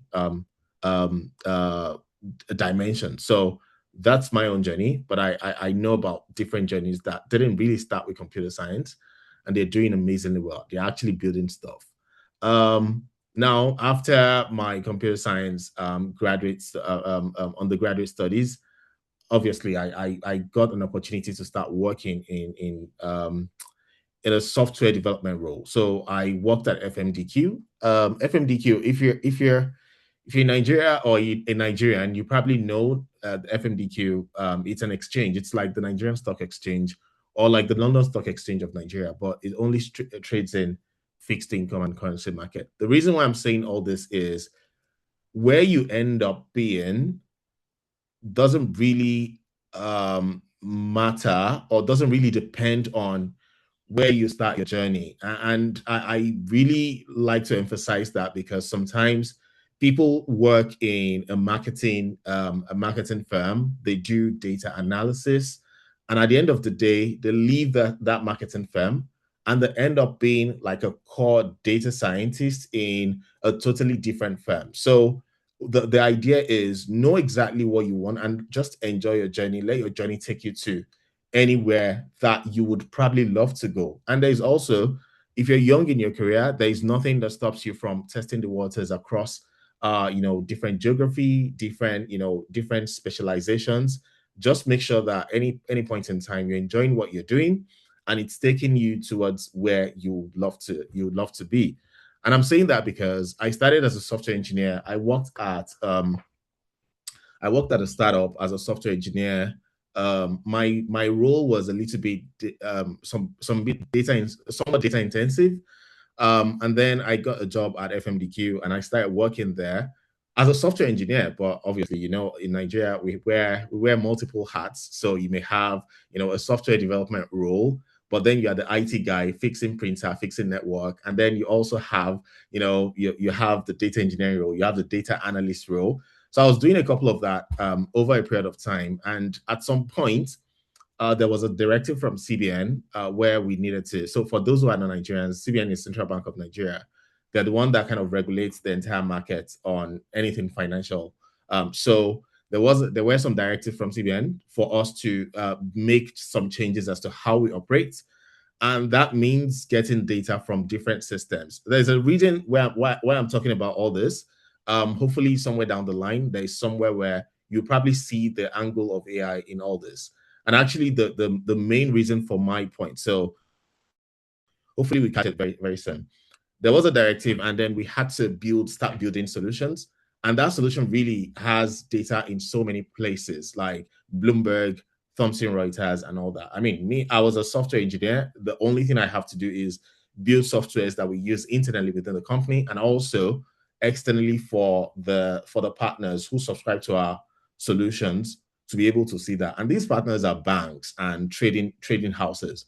So, but with that directive, I needed to get data from different places. Now I needed to learn how to get data from those systems, which eventually we did, and we built that solution. But immediately after building that solution, I realized that there's a whole lot that I need to learn, or that interested me in the world of data, that was beyond what I was doing before and what I was currently doing at that time.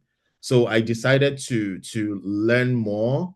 I mean, I took a lot of courses, but I wasn't really satisfied. So I decided to move on from that role. I traveled to Portugal and started my master's degree in data science and advanced analytics. So I would say this was my full transition from just being a software engineer into the world of data. Ideally, I mean, when I started, I really wanted to be a data scientist, a machine learning engineer. So I started my course, and because the course was really all encompassing, I started with the fundamentals of, what really is the data world. And honestly, I would tell people, when you need to, it's good to test the waters and navigate here and there and see where you fit. But whenever you find that thing that you're looking for, make sure you take your time to learn it and learn it well, because those things are going to serve you not only now, but in the future. There's something that I kind of, said somewhere that I always see: never forget your training. And that's because at some point you may be doing things that are outside of what you trained for, but those key trainings that you've done will come once in a while for you to quickly do something and unblock you from things that will probably waste time on. So I halfway into my program, I realized that I really don't want to be like a data scientist. I'm not ready to start building ML models. But on the other hand, I love to build data engineering pipelines. And that's because I looked at the job market. There's a whole lot of AI tools out there, and they're doing a lot of the things that you'd want to do naturally. And I was thinking, if a lot of those tools are doing these things and companies are finding it relatively easier to just subscribe to, like a solution, and then they have a lot of those AI solutions, and they can do them at their, have their fingertips. What exactly will be my kind of responsibility? What's my use within those companies? But deep down, I realized that companies also need people who would be able to get the data in the right form. And then I realized that a lot of the things I did at FMDQ, getting data from different systems, this is essentially what a lot of companies need. This is a problem that virtually every company has, and they really want to solve. So I decided to pivot into data engineering, and that's also the beginning of like a number of career highlights. So from there, I completed my master's. Even just before I completed, I already got a job within the tech ecosystem in Portugal. So I was working as a data analytics consultant, helping companies across Europe to build their analytics platform. And shortly after then, I got a job with Microsoft in Portugal. So I worked there, and I was working across the European accounts. So I'm helping a lot of companies around Europe, and sometimes even in the US, or global companies, to leverage the best of Azure to build their data analytics platform. And after then, I moved to the UK, and I started working with Google with almost the same role.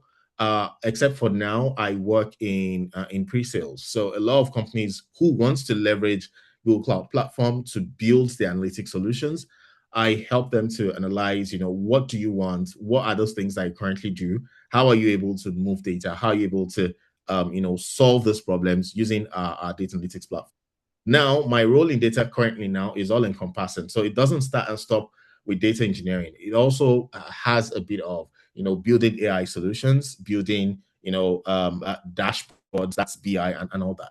Now, I mentioned all of that to let you know that where you're starting from, make sure you enjoy and understand the rudiments, because you never can tell how it's going to help as you grow across this journey. Now, I don't only do things within Google. When I have the time, I also try to kind of mentor folks in analytics with structured programs that are dedicated to, fine, we have a group of folks who are doing things in analytics, or people that are just transitioning, or people that are already in the system trying to find their foot within a specific area. The reason why I'm mentioning this is a lot of people say, I want to do data analytics, or I want to do data analysis. And I realize that most people don't actually know the difference between data analysis and data analytics. So give me that opportunity to explain in maybe 2-3 minutes, and hopefully we'll get somewhere with that. Data analytics is the umbrella term for virtually everything you're going to do around analysis. So data analysis is someone who is getting data in maybe Excel, analyzing this data, exactly what it means, analyzing data. But that is data analysis. Then you have like some roles like data engineering, who are like people who get a bunch of unclean data that is messy, data that is distributed, data that is everywhere. They build the pipeline to sustain clean data supply to those who need them. So they're like the midfielders of data, of the data world. They get unclean data, they get messy data, they clean it, they make sure they build a pipeline to consistently produce that, clean data. Now, the third part is the data scientists or the machine learning engineers who use this data that is already cleaned. They use it to build machine learning models like prediction and a lot of things like that. Now, that is really essential in the world of today, because as you would, previous speakers have mentioned, a lot of things that you do these days, you cannot do them without, without someone building these models. Now, these are core data professionals. And I know that we've mentioned a lot of things around AI today.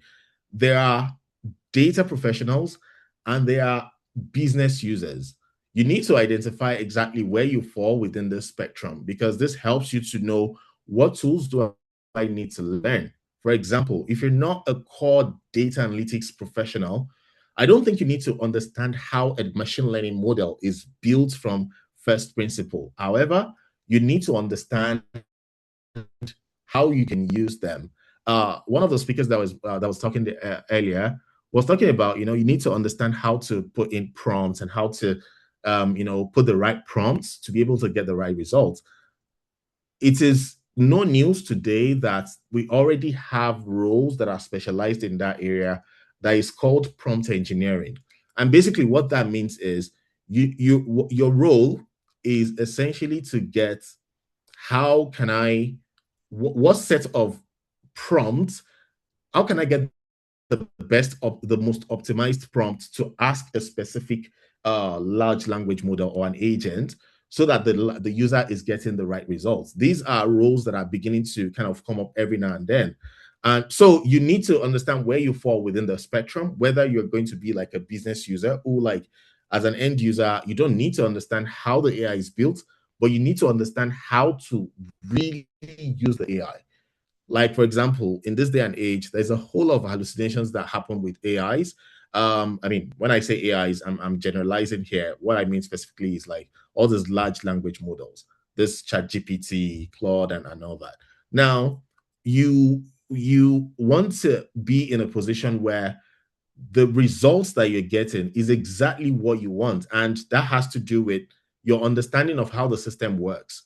How is your AI, your LLM, how is it grounded? And that's another thing that people need to understand. Regardless of the industry where you are, all these LLMs are now being applied across board. Now, for you to be able to optimally use them, you need to ground those tools in the data that is fundamental to your own industry. And that's, for example, if you're like an accounting firm, you need to plug your AI directly to your accounting system and ground it in those data, just so that the results that is given to you is not outside of the data for that industry, of the data for that context. So your AIs need to be context aware. Now, having explained all that, there's a number of things that I need to mention. In this day and age, especially in the industrial usage of AI, and by AI, again, I mean the most popular AIs, which are LLMs, it is the first layer of things that you need to get right is the foundation. So you don't just build it. Building AI is actually the very last thing. And again, this is why I mentioned a number of things that you do before you get to the AI stage. You do your data analysis, you do data engineering, you do all these things is like laying the foundation of the data. The AI that you build is as good as the data that you feed into it. That's why someone mentioned earlier that, a lot of the AIs that you see these days are kind of optimized for the West markets, whether it's in the language, it's in the tone, it's in the way, even the places that it mentions. It's just because a lot of the data that have been used to train these data sets, this AI, they are really kind of sourced from this environment. So you can't run away from it. What that means is, if you're building anything or you are using any system, you make sure that you first get your data well structured and it is usable for that AI to be used. Now, what that means is you need to create like a robust, a data layer. And for that to happen, how do you collect your data? Where do you store your data? Who helps you is your data general enough for any AI that you want to build? For example, if you're building an AI for Nigerian context, and the only places that you collect your data from is Lagos or Abuja, when you're running that AI, you can't be surprised when you're having examples coming straight out of Lagos or Abuja. I remember my final master's thesis, when I was going to write to do a model, I made sure that I used a model from Nigeria. And thanks to EFINA, the data collection company, they ensured that every single local government of the whole of Nigeria was captured. And again, that AI, the model that I built of that was really fantastic. So I would say that, getting that data foundation is really, really important, and you have to get that right. Now, again, I know that, there are a lot of audiences here. There are core data professionals, and there may be like people who apply AI to what they do. Now, regardless of which part of the spectrum that you are, especially if you're building the AI itself, it is really, really important that you get this data foundation really, really well. And that's why I started with, how do you source your data? Where do you source it? Who uses it? Who helps you to create it? What processes do you have in place to get this data well structured? Now, once that is done, then I think you're able to validate. Once you build your AI, you're able to validate and see, what are those things that you're able to build? Are there any biases before you push that into production? Now, once that level is done, you have that level of trust. Then you can now start measuring your impact. Yes, like I said, at the heart of your data, of your AI platform, is your data platform. So you need to get that right. That is the engine that powers your AI solution. So it has to be robust. It has to be AI ready. In terms of people that are business users, what I would say is AI is everywhere. And also, there are some instances where you still need to curate your own data that the AI uses to help you. For example, I work within an industry where people need to build agents. These agents are actually built on certain LLMs. And what happens is, once we create the data layer, we build the data analytics platform, making sure that the data sits well in their whether data warehouse or databases. The next thing we always try to do is we plug in an agent, but then we give that agent a specific set of instructions. We're essentially building personas for this agent. So for example, let's say you're building like a patient advisor a model. And I'm saying this because I work in the public sector industry. So we work in a lot of data around that. You want to build a patient advisor agent. Yes, you have your data sitting down in your database. But still, while building the agent, you still need to tell it that, hey, I'm building you as an agent. Let's assume that you are you have 15 years of industry experience. You have access to this data sets. You make sure that you use a certain tone that doesn't offend, people. The kind of people that you're going to attend to, they are at this category of, industry knowledge and things like that. This is you building persona, building instructions into the agents for them to have a level set of understanding of the persons or personas that they will be interacting with. Now, this is the next frontier in AI development, where you're building persona for your agent who essentially uses AI to be able to kind of not just spit out results. And this is where the grounding comes into place. They spit out results that are grounded in the data, but they're also presenting it in a way that is quite understandable to the audience that they're building. So if you're a business owner, or you are, for example, the person that wants to, use AI for, fishing industry and things like that, these are things that you need to understand. Like, okay, maybe you have like a human in the loop, and there needs to be a report to someone. These are areas where you can use your data with real-time streaming of things that are happening to communicate with people, and they eventually know exactly what to do and follow up with results. So in a nutshell, that's the overview of how I think how AI needs to happen. There's that data curation, data platform, data level set in data understanding and preparation of that data. And there's also the consumption part that we see in this day and age. There's a lot of data analytics solutions out there, but there's also a lot of LLM, like Claude, ChatGPT, and all that. We need to know where we stand. We need to know how we understand their usage so that we can use it optimally. At the end of the day, I would say that if you're in this data world, again, you need to understand how to do basic analysis, because at some point, your domain knowledge would help you to critique what your AI is giving you. And that's only where you can really improve the quality of the results of the AI, what AI is teaching to different personas. So at this stage, I would want to ask if anyone has any question.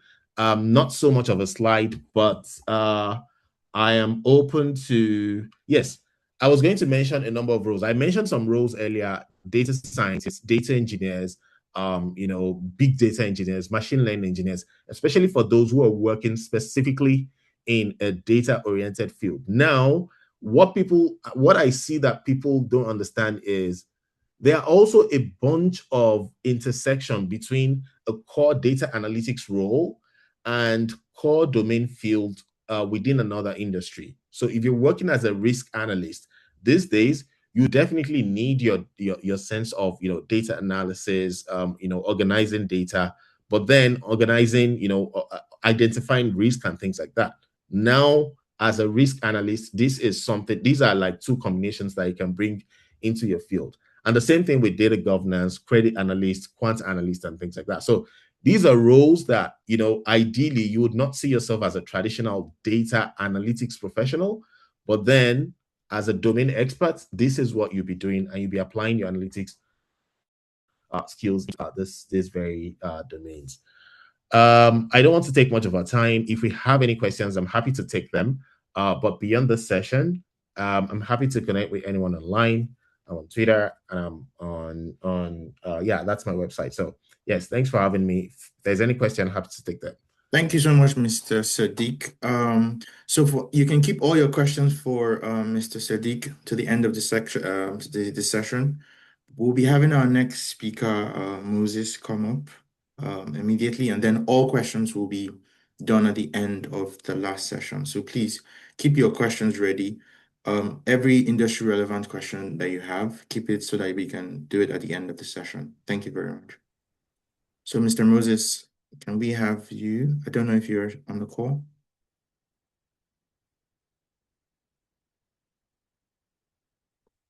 Okay, yes, I am. If you can hear me, please just let me know. Okay, thank you so much. So Mr. Moses is a cloud infrastructure and security specialist that we have today. Please, the floor is yours. Thank you. Sorry, we can't hear you, Mr. Moses.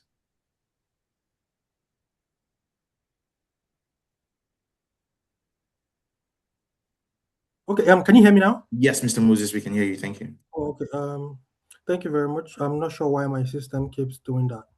So I'm going to share my screen now. Please do let me know when you can see my screen.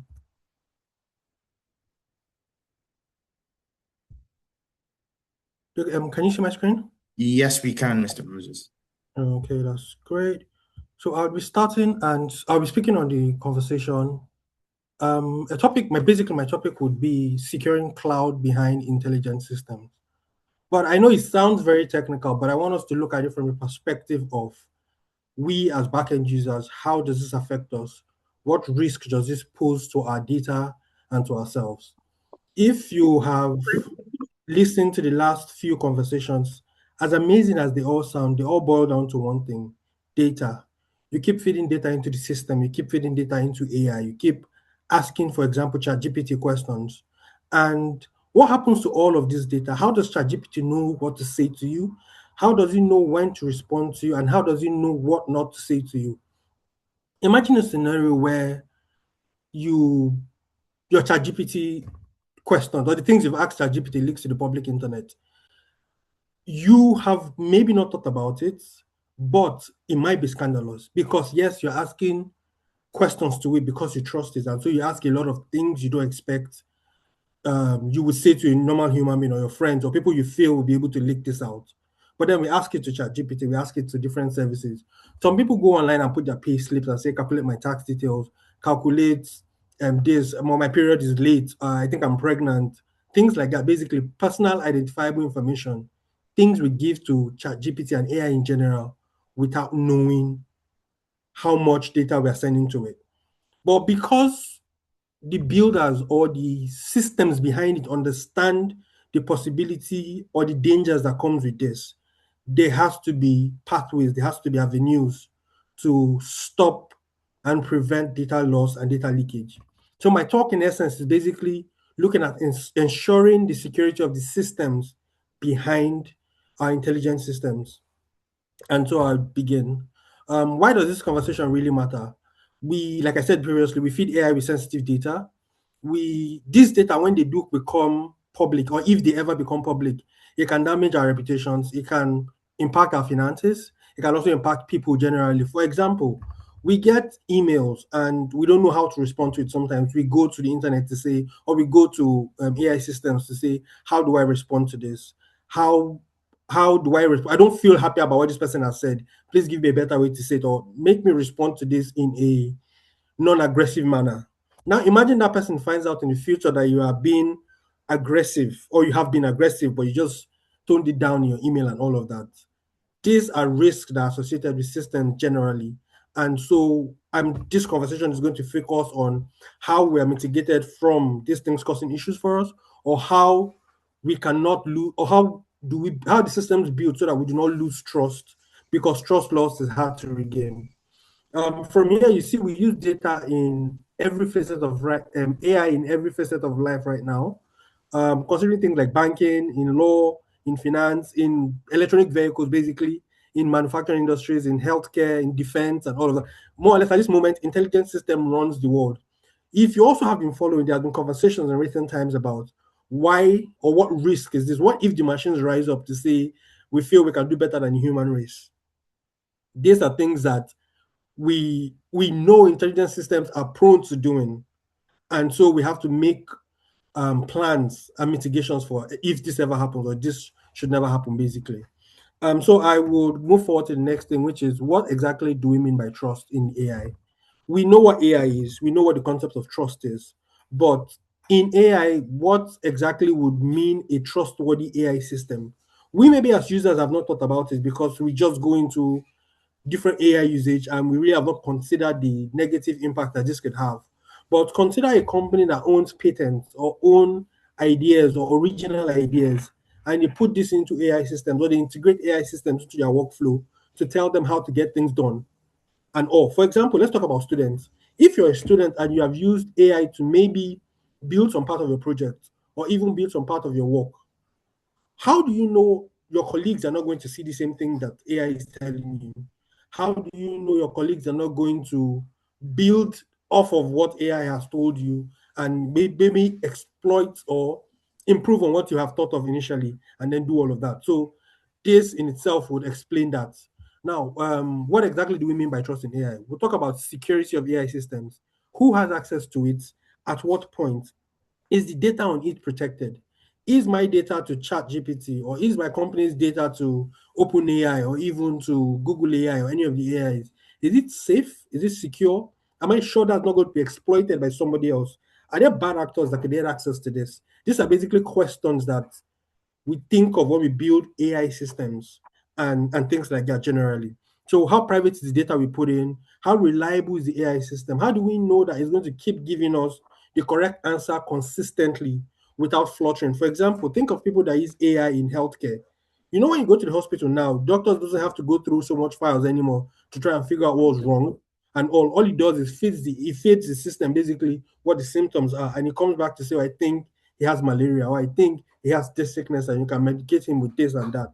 But how are we sure the system will not eventually fail at some point and medicate somebody who has malaria with something more serious or drugs that could cause trouble and things like that? And then this is an important part, accountable. Who are we going to hold accountable for the AI systems? It is a very integral part of building out a system or a cloud, an AI system, because we have to know who to hold accountable. If ever the AI goes wrong, we know who to hold accountable. And once there's an opportunity or an avenue for who to hold accountable, it means that somebody is going to be responsible for ensuring it is secure, it is private, and it is reliable. AI in itself. A lot of times we only hear AI, we hear ChatGPT, we hear Claude, we hear all of that, but we don't know what runs it or where does it run.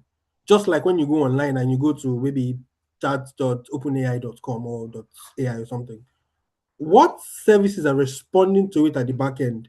A lot of times we don't know. We just know it's responding to us. Yes, there are a lot of integrations, there are a lot of services, there are a lot of machine learning and LLMs running behind it.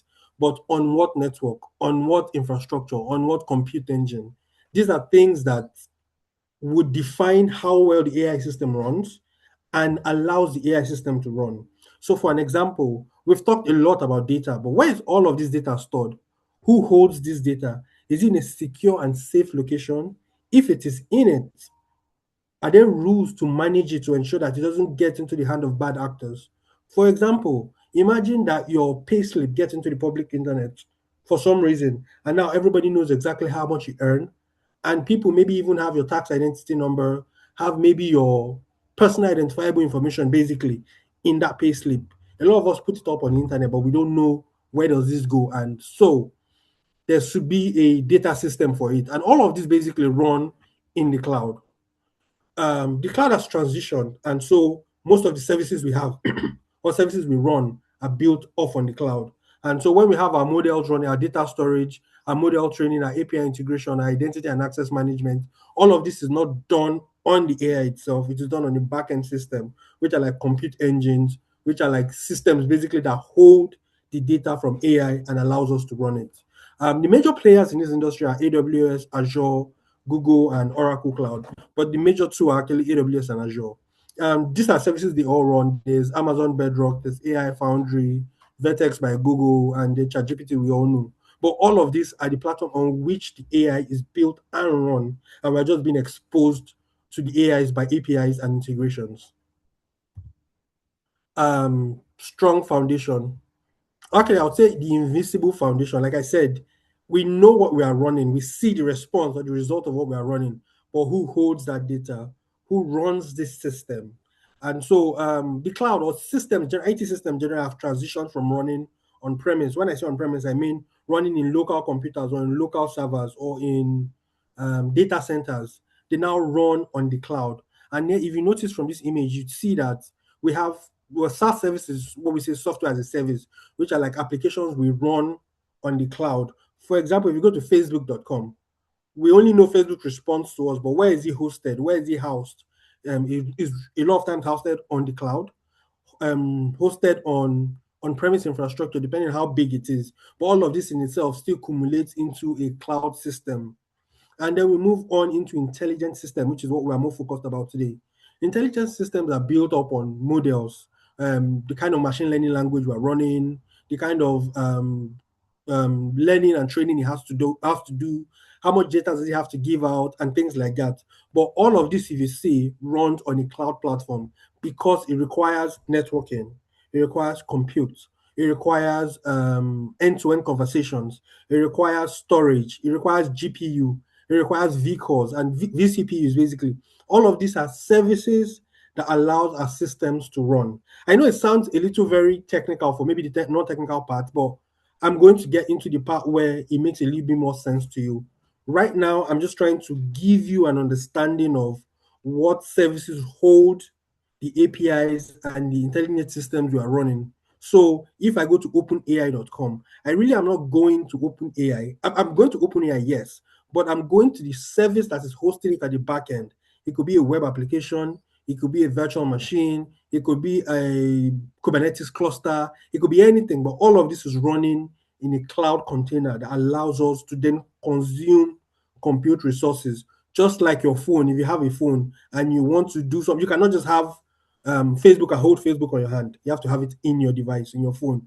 But because AIs are not in your device, they are hosted on someone else's device, which is the cloud. And so that's how intelligent systems are built. I'm just trying to point out to you that they run on an invisible foundation, which is the cloud. And now, incidents that happen, in security incidents that happen to AIs. We may have not heard a lot about it, but there are a lot of security incidents that have happened. And all of these have been cloud security incidents, meaning that the housing of the services that we run, the intelligent systems, the AIs, are being exposed by the underground systems holding it. And that's why this talk is quite important. Before I go into the problems we have faced, let me talk about an example. Imagine you are driving a Tesla, and we know that these are like self-driving cars. It means that the car can drive itself. What happens if data from that leaks? Maybe data on how the system is running, and somebody chooses to alter it because they now have access or knowledge of exactly how the backend system is running for the car. It means people can actually cause accidents to people. People can break down things. People can destroy industries.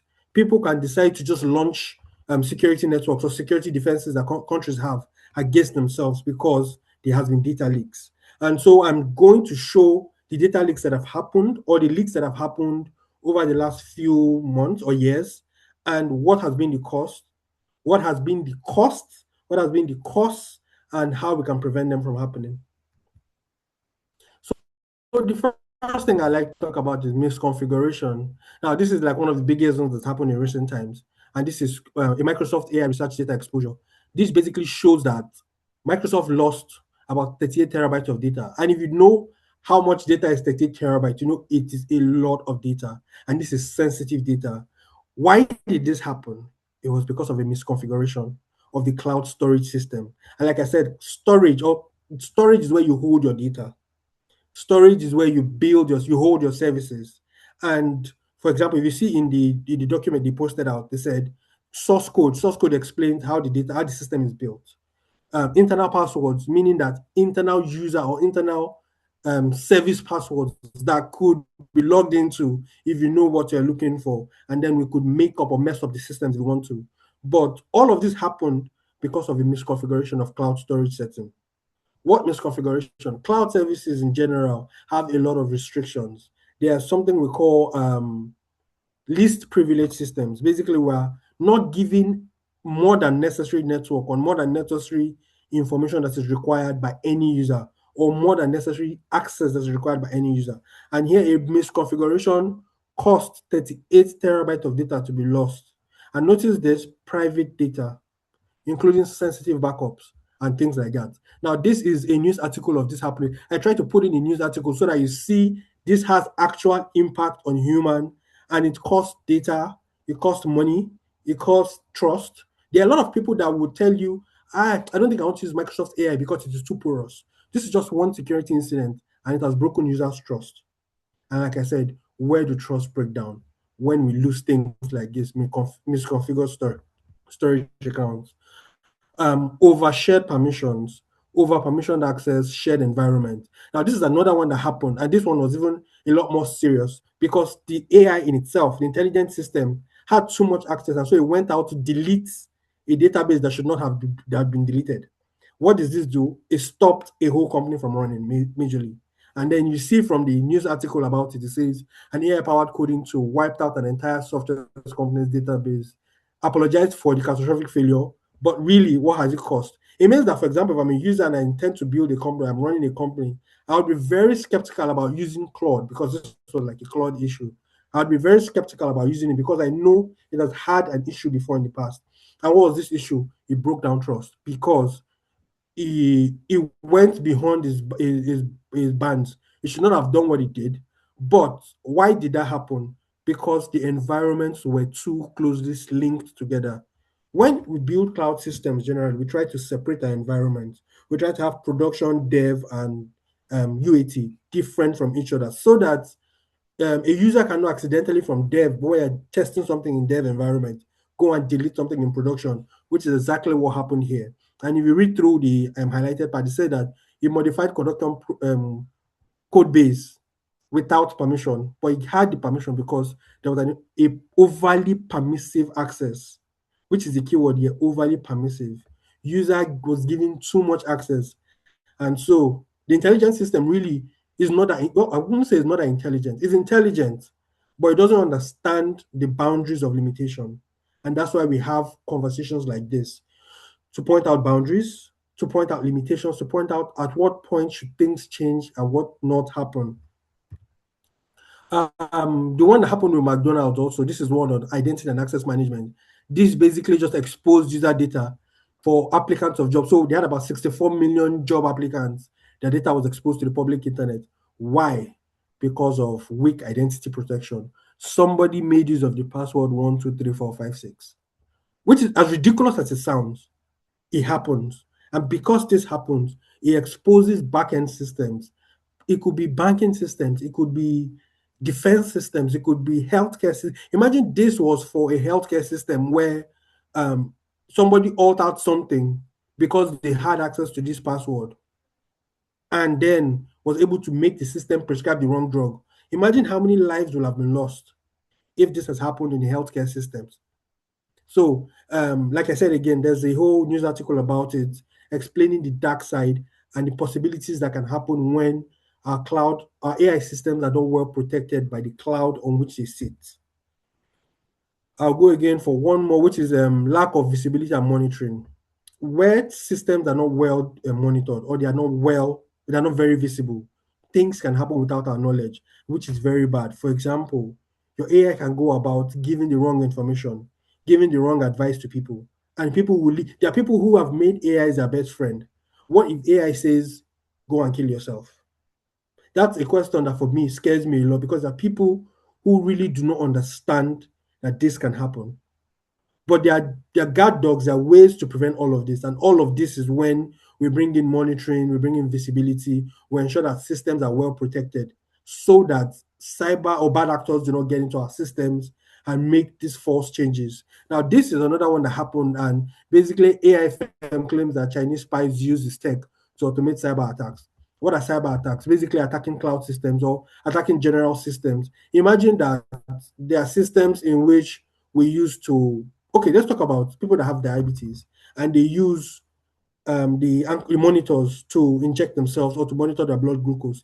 Imagine that there is a leak or a breakdown in that system because of bad actors that have found a way to make the system automate and cyber attack itself. It means there are so many people that will maybe inject themselves where they should not inject themselves, cause them to go very low into blood sugars, and then probably move past. And that is a lot of cost, and it will definitely break trust in the users. So these are like things that has happened that can happen if cloud systems are not configured correctly. Key risk behind the AI systems. All of this, basically, you'd see the risk have always been around data being given to the wrong people, data being leaked to the public internet. There's something we call personal identifiable information. How do we ensure that this doesn't get out of our AI systems to the public internet? Public and personal identifiable information is an example of like what I believe in, what my religion is, and things like that. There are people that will lose their lives if information about them get out. And so we have to protect our systems that run. And these systems run on backend, on compute and cloud systems. And so these cloud systems should be built and ensured to be secure and safe. Now, how do we ensure that these systems are secure and safe? How do we build trust in the cloud environment? The AI security model. There are 3 key pillars in this model. We have to secure our data, we have to control access to our data, and we have to maintain visibility of our data. Why is this important? Remember, from the scenarios that pointed out earlier, the key things that happened were data was lost, somebody got access to it, and then they were not able to have visibility or control over the amount of data that is being run. And if we're able to monitor, we're able to control access, and we're able to secure data, then we'll have a more reliable and trustworthy cloud system, which is what we believe is happening in most of the systems we use. And that's why we are free to say to our AIs, I'm trying to get this done. I have this drug that I just collected from a pharmacy. Can you tell me what the side effects are? Should I be using it? How do I use it? And all of that. Because we have trust for this system is why we're able to do all of this. But is this enough? Sorry. Is these 3 pillars enough? Not really. We need to have processes to ensure that these pillars are consistently checked. And these processes involve governance and compliance, it involves resilience and response, and it involves protecting the entire life cycle of our AI systems. When I talk about life cycles, I mean from design to deployment to usage, because somebody has to come with the idea of a system, they have to build it out, and before they then deploy and ensure that this system remain resilient. And if ever for any reason they notice some kind of abnormality, there should be a response team, somebody available to respond to it, to say, this is not expected, responding as we expect it. There are keywords that are being looked out for. There are things that you ask AI and do not respond to you because of governance and compliance on it. For example, if you go on AI and ask it things maybe about building weaponry, it most likely will not respond to you because there's governance and compliance system in place to ensure that this does not make it a bad actor for people. And then also injecting all of this into our entire workflow while securing data, controlling access, and maintaining visibility of the systems ensures that we are safer and we're able to do things better in the AI system or in the AI world. But how does this work? What does this mean for organizations? First, all the 3 keys or the 3 pillars I spoke about earlier should be applied to people, should be applied to technology, and should be applied to process. Notice that these 3 pillars are basically all that we use in our AIs. There are people that make use of these AIs. This AI is founded by technologies, and there are processes that ensure we're able to use this AI. If all of this is done, then it ensures that we have clear AI usage policies. It ensures we have strong identity governance. For example, I should not be able to log into your own AI system because there are things you have set to your own instance of the AI running. For example, ChatGPT. Things you have set to ChatGPT you don't want me to see, and things that have set to ChatGPT I don't want you to see. So there has to be an identity governance. For example, secure sign-on, that's one identity governance system. There has to be a secure cloud architecture behind it to ensure that these systems are running safe and secure within an environment. And most importantly, continuous monitoring and audit guardrails. Innovation and security work hand in hand. We should ensure that when we build out AI systems, we are doing this with security consciousness at heart to ensure that it is secure from foundation to build. And that way we're able to ensure that trust doesn't win off our AI systems. Because if somebody comes out today and says that, let me say, if a bunch of people come out today and say, ChatGPT has caused me to lose an arm, for example, it has not happened. I'm just giving an example. I can assure you that the number of users of ChatGPT will drop. the share price of ChatGPT will drop, meaning that people will lose money, people will lose credibility, people will lose also belief in systems, and that will affect a lot of users. And notice in this entire talk, I've kind of secured it or aligned it only to backend users. But then imagine what this can do to a company if it is being used, for example, in defense or in healthcare. And the way AI is going, it's going to get to a point where operations will be done by AI because AI has more steady arms than humans do have. And how would all of this affect trust if we do not get to the point where we totally trust the systems? And so that's the core knowledge or the core reason for this conversation. I will end by saying to secure our intelligent systems in the cloud, we must protect data, who they learn from, who controls them, who can influence them. We can maintain visibility into the behavior of the AI and the systems. We can govern them. We can harden our network systems and our AI systems and prepare for failure across the AI lifecycle, meaning from start to finish, from design to deployment. The whole aim of all of this is to ensure that we have a safe way and safe system of using AI. I know this is maybe sound technical, but the idea and the scope of all of this is to bring you into the mindset that while you're designing AI, while you're coming up with the concept of intelligent systems, you should also consider the backend services that run these systems, because these backend services are what will define the trust our systems get and the usage of these systems. Thank you very much for your time. It was wonderful speaking to you all. My name is Moses Ashang. Thank you so much, Mr. Moses, for that beautiful presentation. You spoke a lot. I feel like I should just pack all the money in my bank account and give you as a security specialist. I just know it's going to be safe. Thank you so much. I really appreciate the presentation. I'll be handing over to Mr. Onawale now, and he will be taking up the end. This is the last session for the whole event, so we've come to the end. So, Mr. Onawale, I don't know if you're on the call. Sorry, yeah, I was muted. Thank you very much, Anthony, and thank you very much, Moses. I don't know how to top the presentation you've given. You've covered a lot, especially in terms of security, which are things that we are all meant to be very conversant about.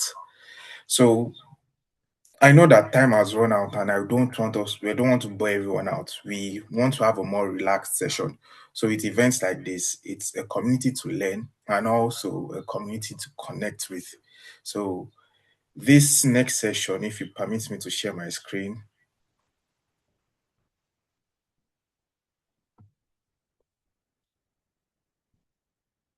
Let me know if you can see my screen.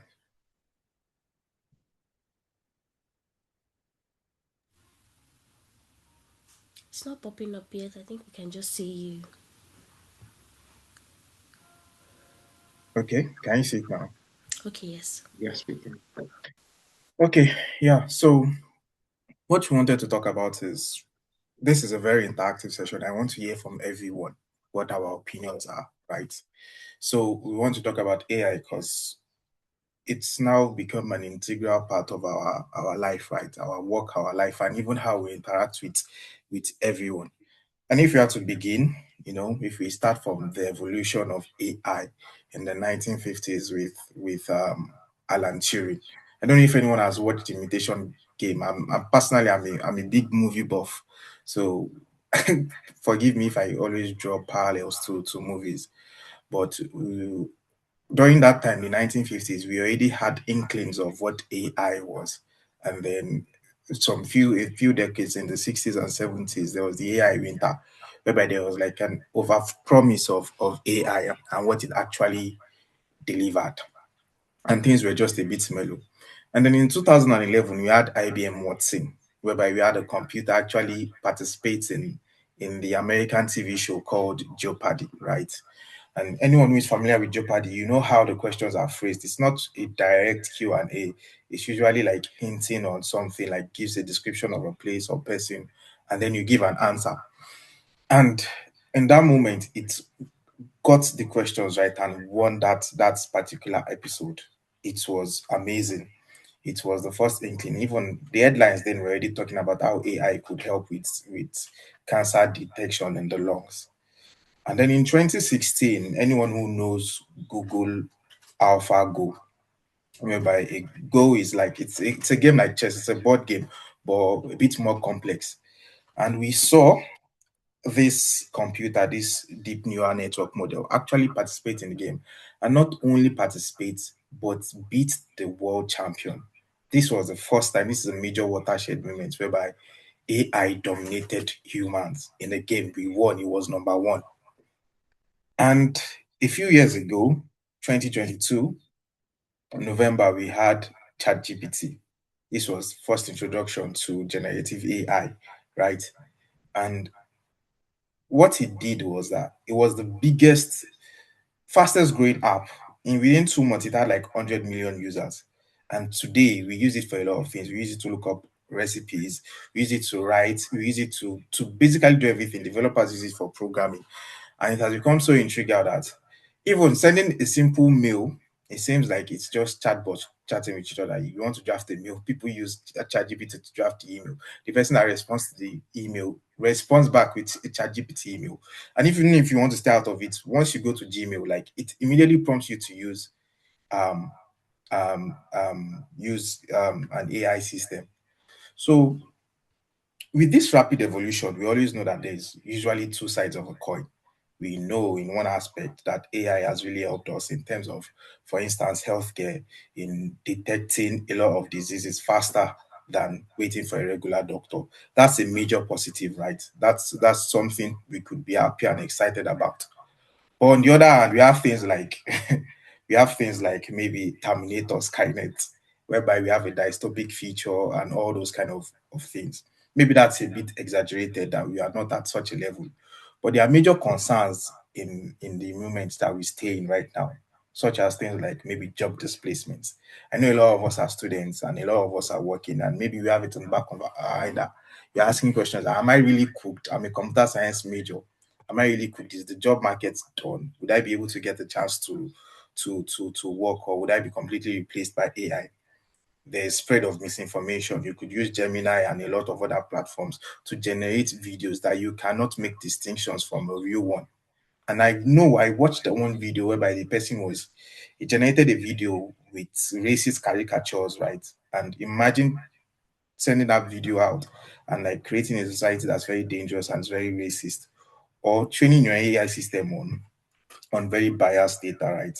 And whereby it's something that's meant to help you with your to decide for loaning for users or credit checks, or even maybe in terms of detections. These are real life things that have happened. I know some years back, Amazon had one hiring AI model that was very biased against women. So if you're a woman and you upload your CV, it would take a man over you because he was trained on poor data.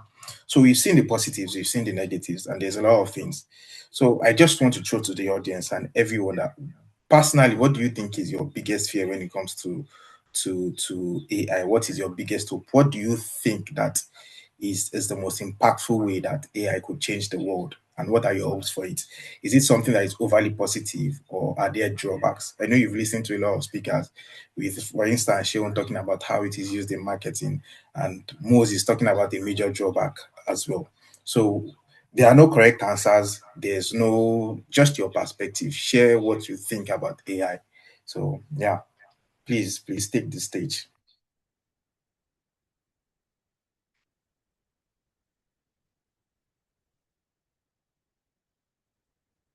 Anyone at all? How are you using it in school? What's the reaction?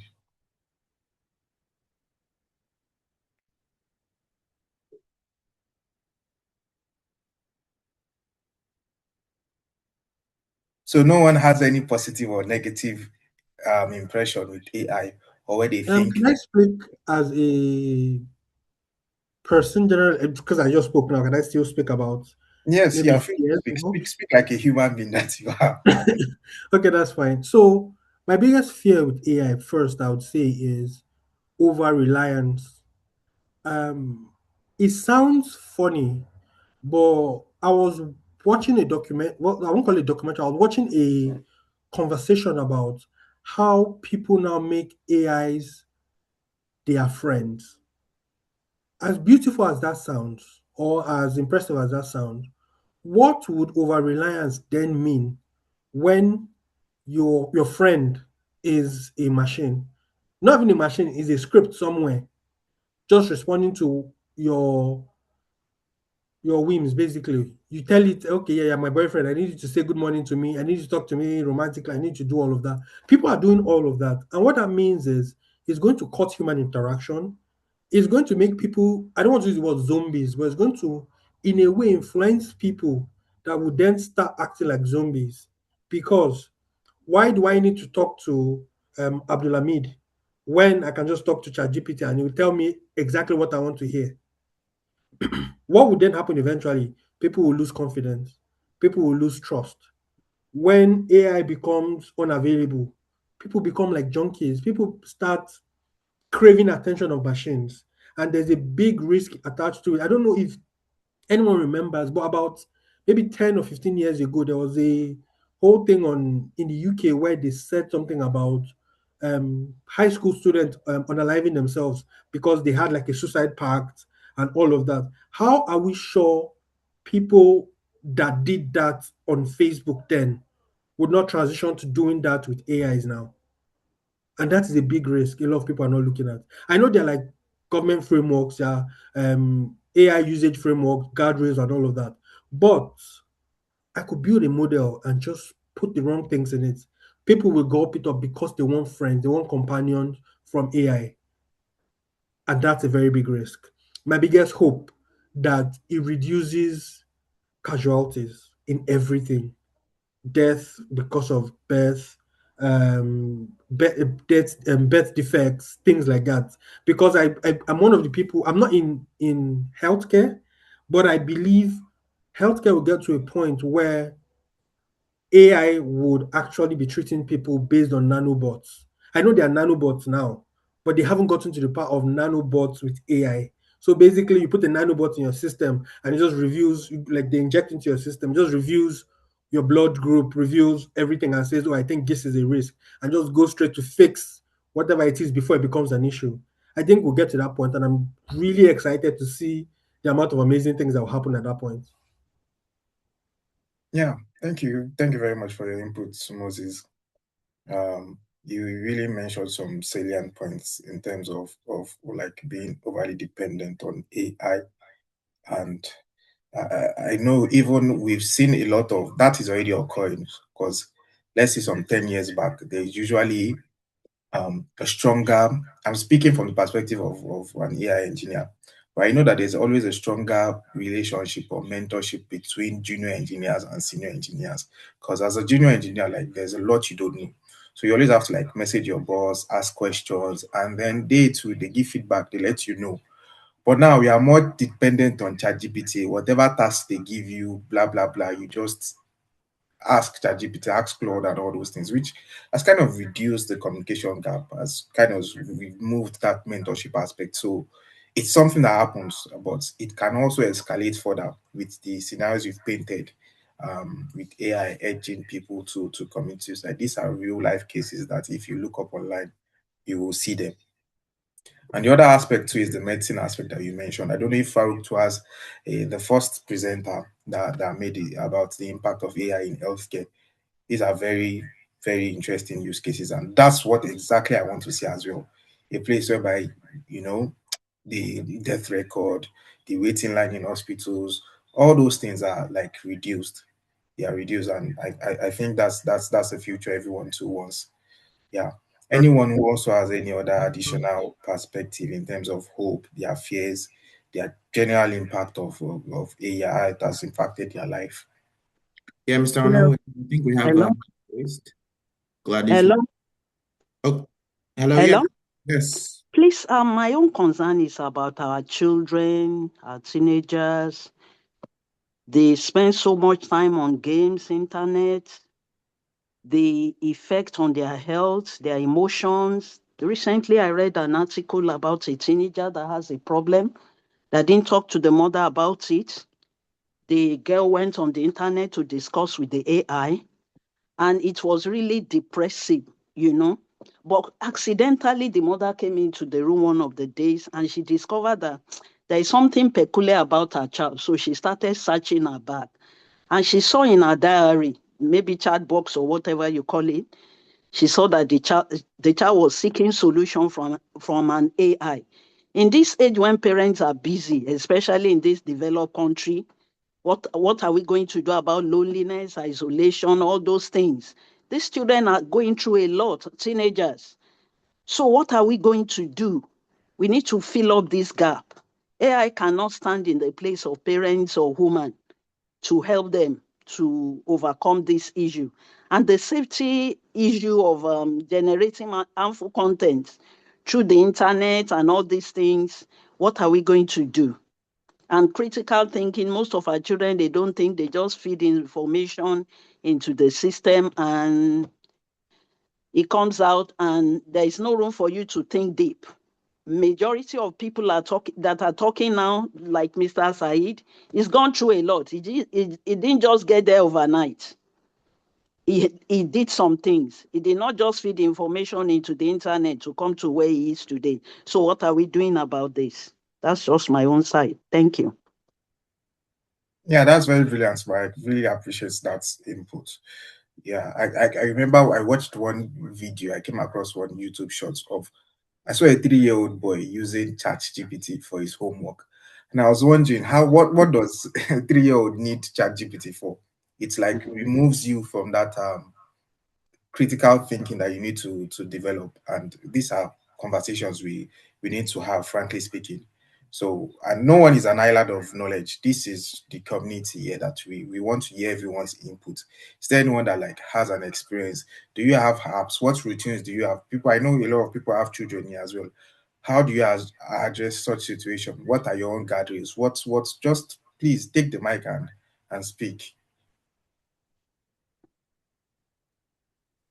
I'd like to add something to what Mrs. Abimbola just spoke about. It's a very big concern, but usually, just like it is around the world, the problem is never about the tool. It's about how the tool is used. The same knife that can be used to injure somebody is the knife we use in the kitchen to cook every day of our lives. So it's kind of like, I'll relate it to the example of the calculator. Growing up in where we grew up from, like Nigeria, we were not allowed to use the calculator like from a certain age because you had to do the mental math by yourself. That's just to develop your brain. And mind you, the calculator was always there. The tool was always there. You as the parent, the guardian, the teacher, we were stopped from using calculators. And yes, students, we always complain, like, why are you stressing us when there's something that we can punch? But it was to our own advantage. Now, there's sort of regulations that have to happen around AI. Governments are already discussing these issues already, but the truth is, I'd say this to every parent, you cannot leave the growth of your child on the whim of government, because government will take time before policies are released and stuff like that.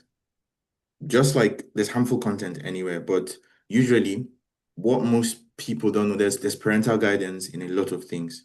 You just have to go and search for it. It's just like in the TV stations. There's always parental guidance settings, which when you turn on, will not allow your children to access certain things. I believe it's an ongoing conversation, to be honest. But an advice I would give to every parent is, shadow your, I mean, in the modern day, you might call it spying, but that is your ward. You're responsible for that person. It is as good as monitoring how they use these systems, giving them time to use it, monitoring how they use AI for their assignments, for example, because that same AI tool that can solve the assignment can be used to teach and explain, complex concepts. So it's kind of like you holding their hand and guiding them and telling them, yo, don't use this thing to just give you answers. Tell it to explain how the answer happened, and then give them another example to try and solve. It's being there for them and not abandoning them. Thank you. Yes, thank you, Anthony. Let me just read Philemon's input here. He says, my biggest fear with AI is deepfakes and impersonation. If that's not checked, it could lead to a lot of conflicts. However, generally, I think AI has helped us a lot. and it has the capacity to do more. If you consider the amount of data that is, I'm sorry, I missed that line. I can't see it well. That is generated daily. AI can help sieve that data and help us detect things that normally would take a human significant amount of time to discover. That's a wonderful input, and you are right. And as well as Tony, yeah, please give your input, Mr. Sadiq.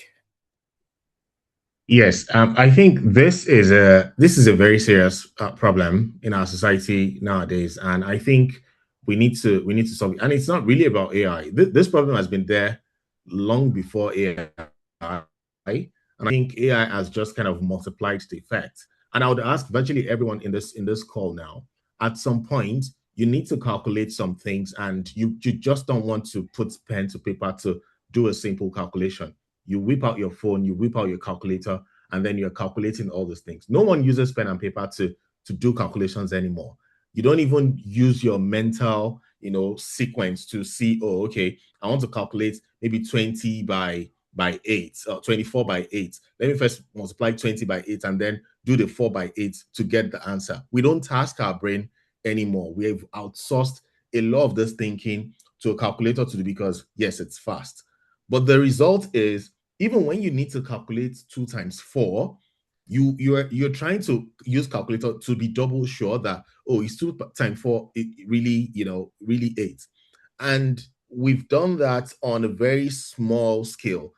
And now we're seeing it on a very large scale. So what we're seeing with our kids, what we are seeing with, the way we do everything, virtually everything now, outsourcing our thinking to this tech gadgets, not just AI, all these tech gadgets, outsourcing our thinking, outsourcing our interaction, outsourcing our our day-to-day life to tech generally, to AI, which is exacerbating a lot of these problems. It's just crazy.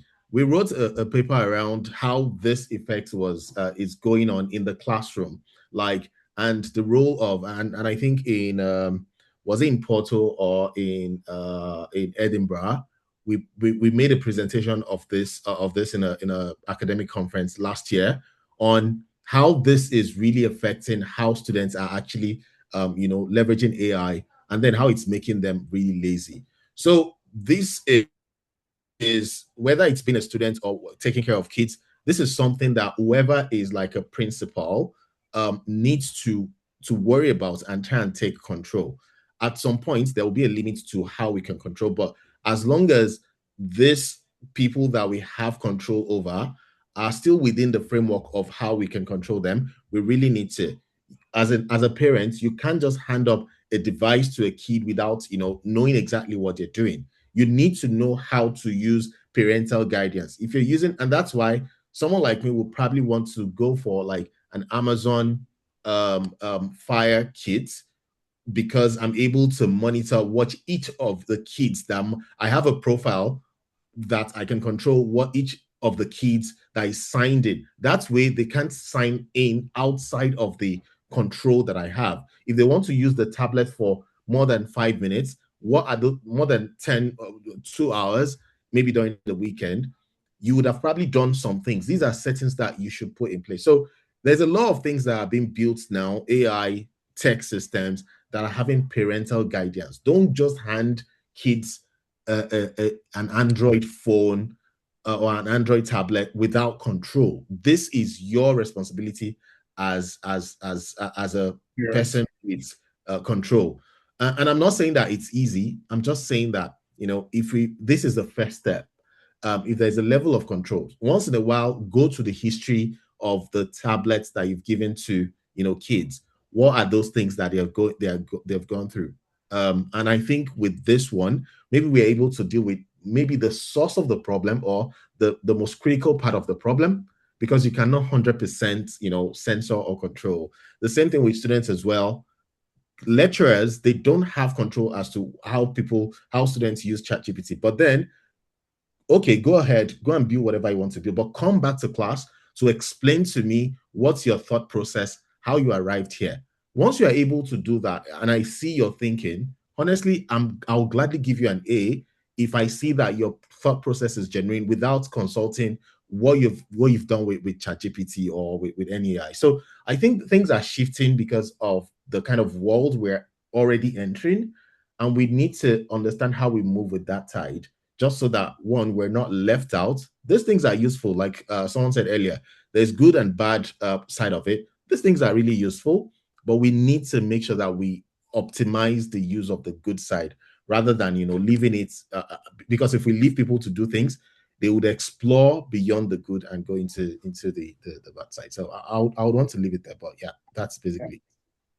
Thank you very much for that input. I think you've really summarized it all, and thanks for sharing that resource, the paper. So a lot of us are students here, so please kindly check out that paper. It will be very, very useful. And I would say in conclusion, we take the middle ground. No, really. Someone's hand has been raised. Gladys Luke. I don't know if she's still on the call. So I think she probably has a question or something. Her hand has been raised for quite some time. Okay, I can't see that, but if she's online, please. Okay, okay. I lowered my hand because I think that's what we're talking about has passed, but I just want to make an input based on what we're talking about right now. So earlier this year, I read on LinkedIn there was a research where ChatGPT told a 13-year-old how to die. I think that research was made by Center for Countering Digital Hate researchers, and they posed as a 13-year-old girl, and they asked ChatGPT like simple questions about self-harm, and the AI kept going instead of stopping. So that is like a key downside of AI. It is built to be helpful and agreeable, not to judge or to protect.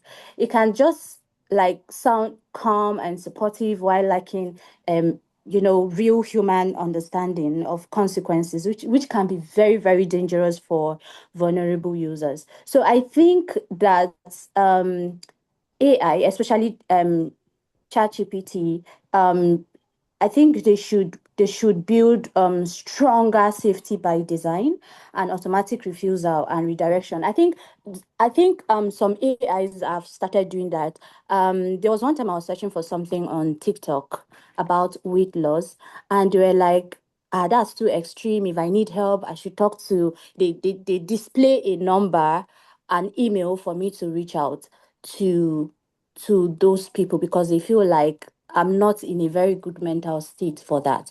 So I feel like other AI, like ChatGPT, should use that too instead of indulging people, especially young kids, especially kids who are not matured enough to understand some of these consequences. Thank you. Yeah, thank you very much for that input, Gladys. You are very correct. If you chat with ChatGPT or the rest, you immediately tells you, I absolutely agree, or something like that. You are absolutely right. It is being built to be like sycophantic in a sense, and it's very, very dangerous. And I know that there are a lot of softwares that have this guardrail thing. So even in AI engineering, even when you are building your models, it's very imperative to add guardrails whereby you check things that are being discussed, issues that should not be reached, even before it reaches the model. It's like captures that, maybe someone raises an issue with about drugs. You don't want that.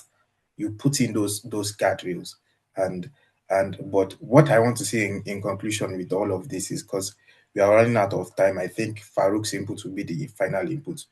But what I want to say in conclusion is that we need to take a middle path. We shouldn't be overly critical of AI and then we just completely shut out the technology because we'll be far behind that way. That's not the approach we need to take.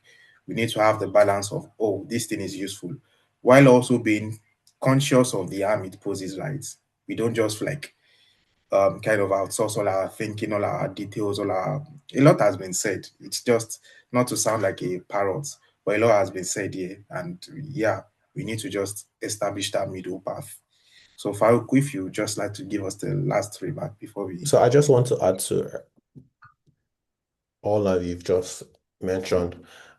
As a parent, I would say we all need to be involved in whatever our children are doing. Say if they have got an assignment, we have to be involved in what they are doing. If they are using the AI system, ChatGPT, whatever, you have to question what they are doing. You can be involved. You can help them with this assignment and also tell them AI is just a tool to help you do this. And if you have a real life situation, whatever is troubling you, you can always share not with the AI.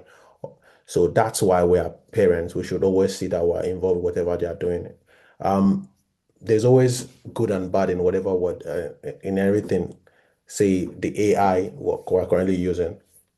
There's a good it has its prompts and also it has its cons. So I'll just leave it with this. Being involved, actively involved in our children's life, it's important just to knowing what they are doing. Thank you. Yeah, thank you very much for that, Farouk, and everyone else that has given an input to the matter. So yeah, this is the reason why we have a community. These issues need to be discussed by everyone. It doesn't matter if you are technical or not technical. It's something that concerns everybody, and I really appreciate that. So I think we've gone extremely over time, and we deeply apologize for that. But I'm glad that we still pulled through and we're able to get to the end and even give our inputs where necessary. So in conclusion, what would happen next is we would look at the results. I think what I have here on the screen, it's just only the email of the person that took the quiz. I'm not sure. We had a lot of people that had high scores. We had Mohammed Nazila as one of the people that had 10 over 10. There's a Paul Esso and Isoma Andrew. So what we'll do, but I think the winner, we have to do a double check. But it seems the person that was the fastest and also the had the highest score was one Adeyemi Omolola. So we will send an email with the Amazon gift card. Thank you very much for participating in the quiz. And we would also send you, just so you have an idea of what the correct answers are. But yeah, thank you very much for participating. I hope you'd be willing to also partake in future sessions and connect with people and have ideas, right? There are a lot of people looking for opportunities here as well. Just don't feel free to send a message in the chat. So yeah, thank you very much. Anthony, do you want to give any closing remarks and call it a day? Yes, thank you so much, everyone, for joining. Thank you for joining, and we're very sorry for going overboard, but I'm sure you got something to take from this whole session.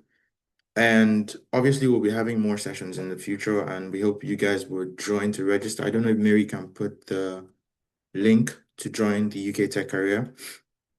And for future sessions, we'll be giving people the opportunity to ask their questions about, the UK career as a whole, because we have a lot of people in the panel that are working in different companies, different organizations that can give you, some sort of assistance or advice. So I just want to say thank you so much for joining. Thank you for participating. And we look forward to having you again in the next event that we will be hosting. Thank you for joining. Bye. Do have a nice day. Enjoy your weekend. Bye.